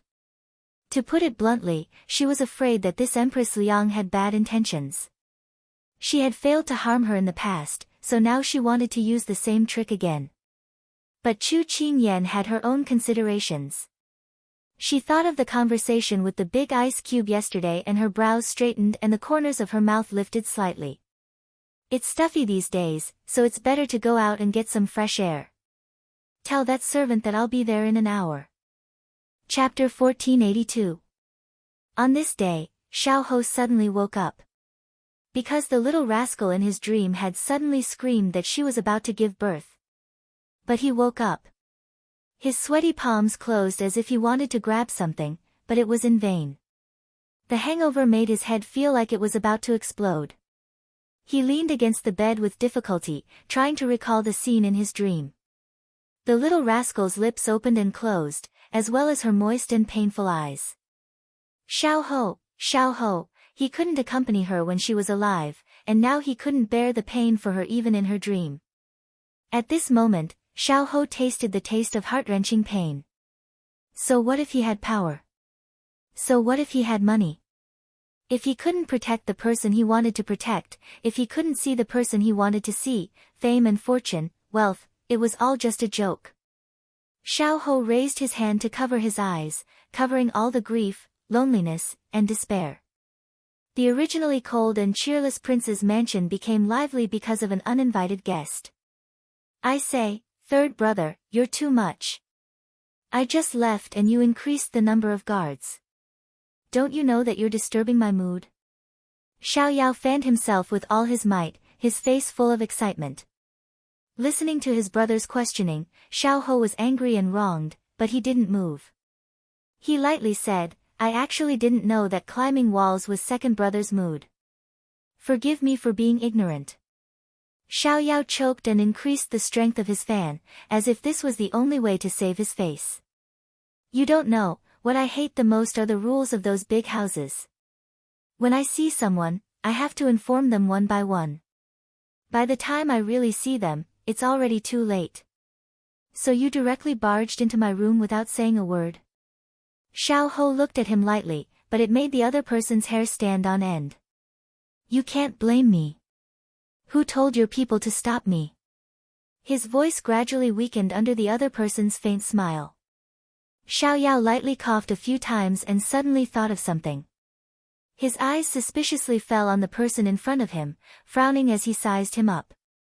Xiao Ho was sipping his tea when he felt his gaze on him. He put down the tea lid and looked back at him. "What's the problem?" "I don't think your condition is very good," Xiao Yao said conservatively. Xiao Ho thought that after being drunk for a night, it was normal for him to be in a bad state. It was abnormal for someone like him to be able to jump over the wall and barge into the residence. However, Xiao Yao's next words stunned him. "Third brother, did something happen to you?" Xiao Yao remembered hearing the housekeeper say that he hadn't woken up yet. He pushed the door open and wanted to wake him up, but he didn't expect to see that scene. It was like a lonely shadow wandering in the desert, giving up and detesting himself. In that instant, he saw depravity and world-weariness in his eyes. This conclusion shocked him, but he was quickly chased out. When third brother came out, he was already as gentle as jade. Xiao Ho originally wanted to brush Xiao Yao off with a few words, but Xiao Yao's sincere concern touched a chord in his heart, and he couldn't help but tell him the reason. "You said that you often dream of that Princess Pang recently. And that princess is pregnant but unconscious. Last night, you dreamed that she was about to give birth?" Xiao Yao asked a series of question marks. Xiao Ho nodded in tacit agreement. He also didn't know why, when he was feeling more and more carefree recently, little rascal began to appear in his dreams. Moreover, he could clearly feel that as time passed, her belly was getting bigger and bigger, until last night when she was about to give birth. Xiao Yao stroked his chin and looked at Xiao Ho. His eyes turned, and suddenly a plan came to his mind. "Do you think it's possible that she gave you a message in your dreams?" "A message in my dreams?" Xiao Ho was slightly stunned. Xiao Yao immediately nodded heavily, and then he seemed to have thought of something. He coughed and asked embarrassedly, "Before you guys parted, did you do that?" "How long has it been?" Xiao Ho thought that this brother of his was being naughty again, but he saw him looking at him seriously. His thoughts drifted back to that night, the day after the desperate entanglement, when they were separated by life and death.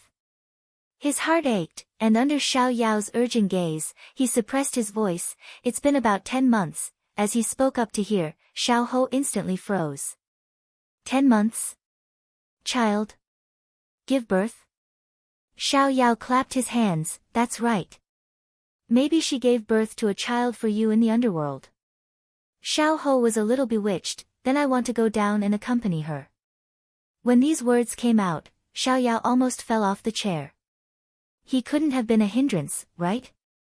He hurriedly drank a mouthful of water to calm his mind, and said to him, "Is it possible that she's not dead, so she sent you a message in your dreams?" Xiao Ho felt that it was a little ridiculous, but he couldn't help but have some expectations in his heart. "But the person we found at the bottom of the cliff that day, are you sure it's her? Although I'm not very clear about what happened that day, are you sure there won't be any problems with so many forces? And the corpse that you found, did you properly identify it?" Xiao Yao was afraid that this brother of his would take things too hard and rack his brains to persuade him, so he spouted nonsense with his eyes wide open. However, he didn't know that he had hit the nail on the head. Xiao Ho recovered from his daze. Among the things that Xiao Yao mentioned, he hadn't thought about it before. He recalled that when he found the person that day, because he was too grieving, he only identified her from her clothes, bracelet, and exquisite lock, and neglected other things. Xiao Yao had been carefully observing his brother's expression from the side. At this time, when he saw that his brother was uncertain, he regretted speaking nonsense, but since things had already come to this, he could only continue down this path. Brother, maybe what I said was wrong. The person is really no longer in this world, you have to restrain your grief. But you have to think, why would there be such a thing as a dream? Maybe it's a dream, but it's also possible that the other party is expressing their own thoughts and wants you to live well, and not commit suicide at such a young age, don't you think so? At this time, Xiao Ho already couldn't listen to what he said. Second brother, you go back first, I'll entertain you next time. Ah. As a result, Xiao Yao was once again magnificently locked out of the prince's residence. The only thing that was better than last time was that this time, he was asked to leave. Why was he so submissive in front of his eldest brother, but when he wanted to come to his third brother's place to seek revenge, he became like this? Could it be that he wasn't suited to deal with these smart people? He couldn't beat them in a fight, he couldn't win in an argument, and he couldn't deceive them. Ah, what a sin! Xiao Yao bit his sleeve in grief and indignation. How did he get these two brothers? However, after Xiao Yao left, Xiao Ho ordered someone to summon Lin Jiangdong. Lin Jiangdong thought that something big had happened, so he hurried over. However, he immediately gave a few orders. Aside from the people who are assisting Imperial Brother, get everyone else to investigate the matter of Zijing falling off the cliff last year. See if there are any suspicious people who appeared, and if there's anything wrong with the people entering and leaving the city. Also, get the coroner to. The words, dig up the grave and conduct an autopsy, were on the tip of his tongue, but he didn't say it out loud. Go and investigate first. If there's anything wrong, report it to me immediately. Lin Jiangdong had never seen his master so anxious. Could it be that he was suspicious about the princess falling off the cliff and dying? Lin Jiangdong didn't dare to delay any longer. He came in a hurry and left in a hurry. Xiao Ho's hands tightly gripped the armrest of the chair. His turbulent emotions were hidden under a layer of calmness. If you're still alive, if you're still alive.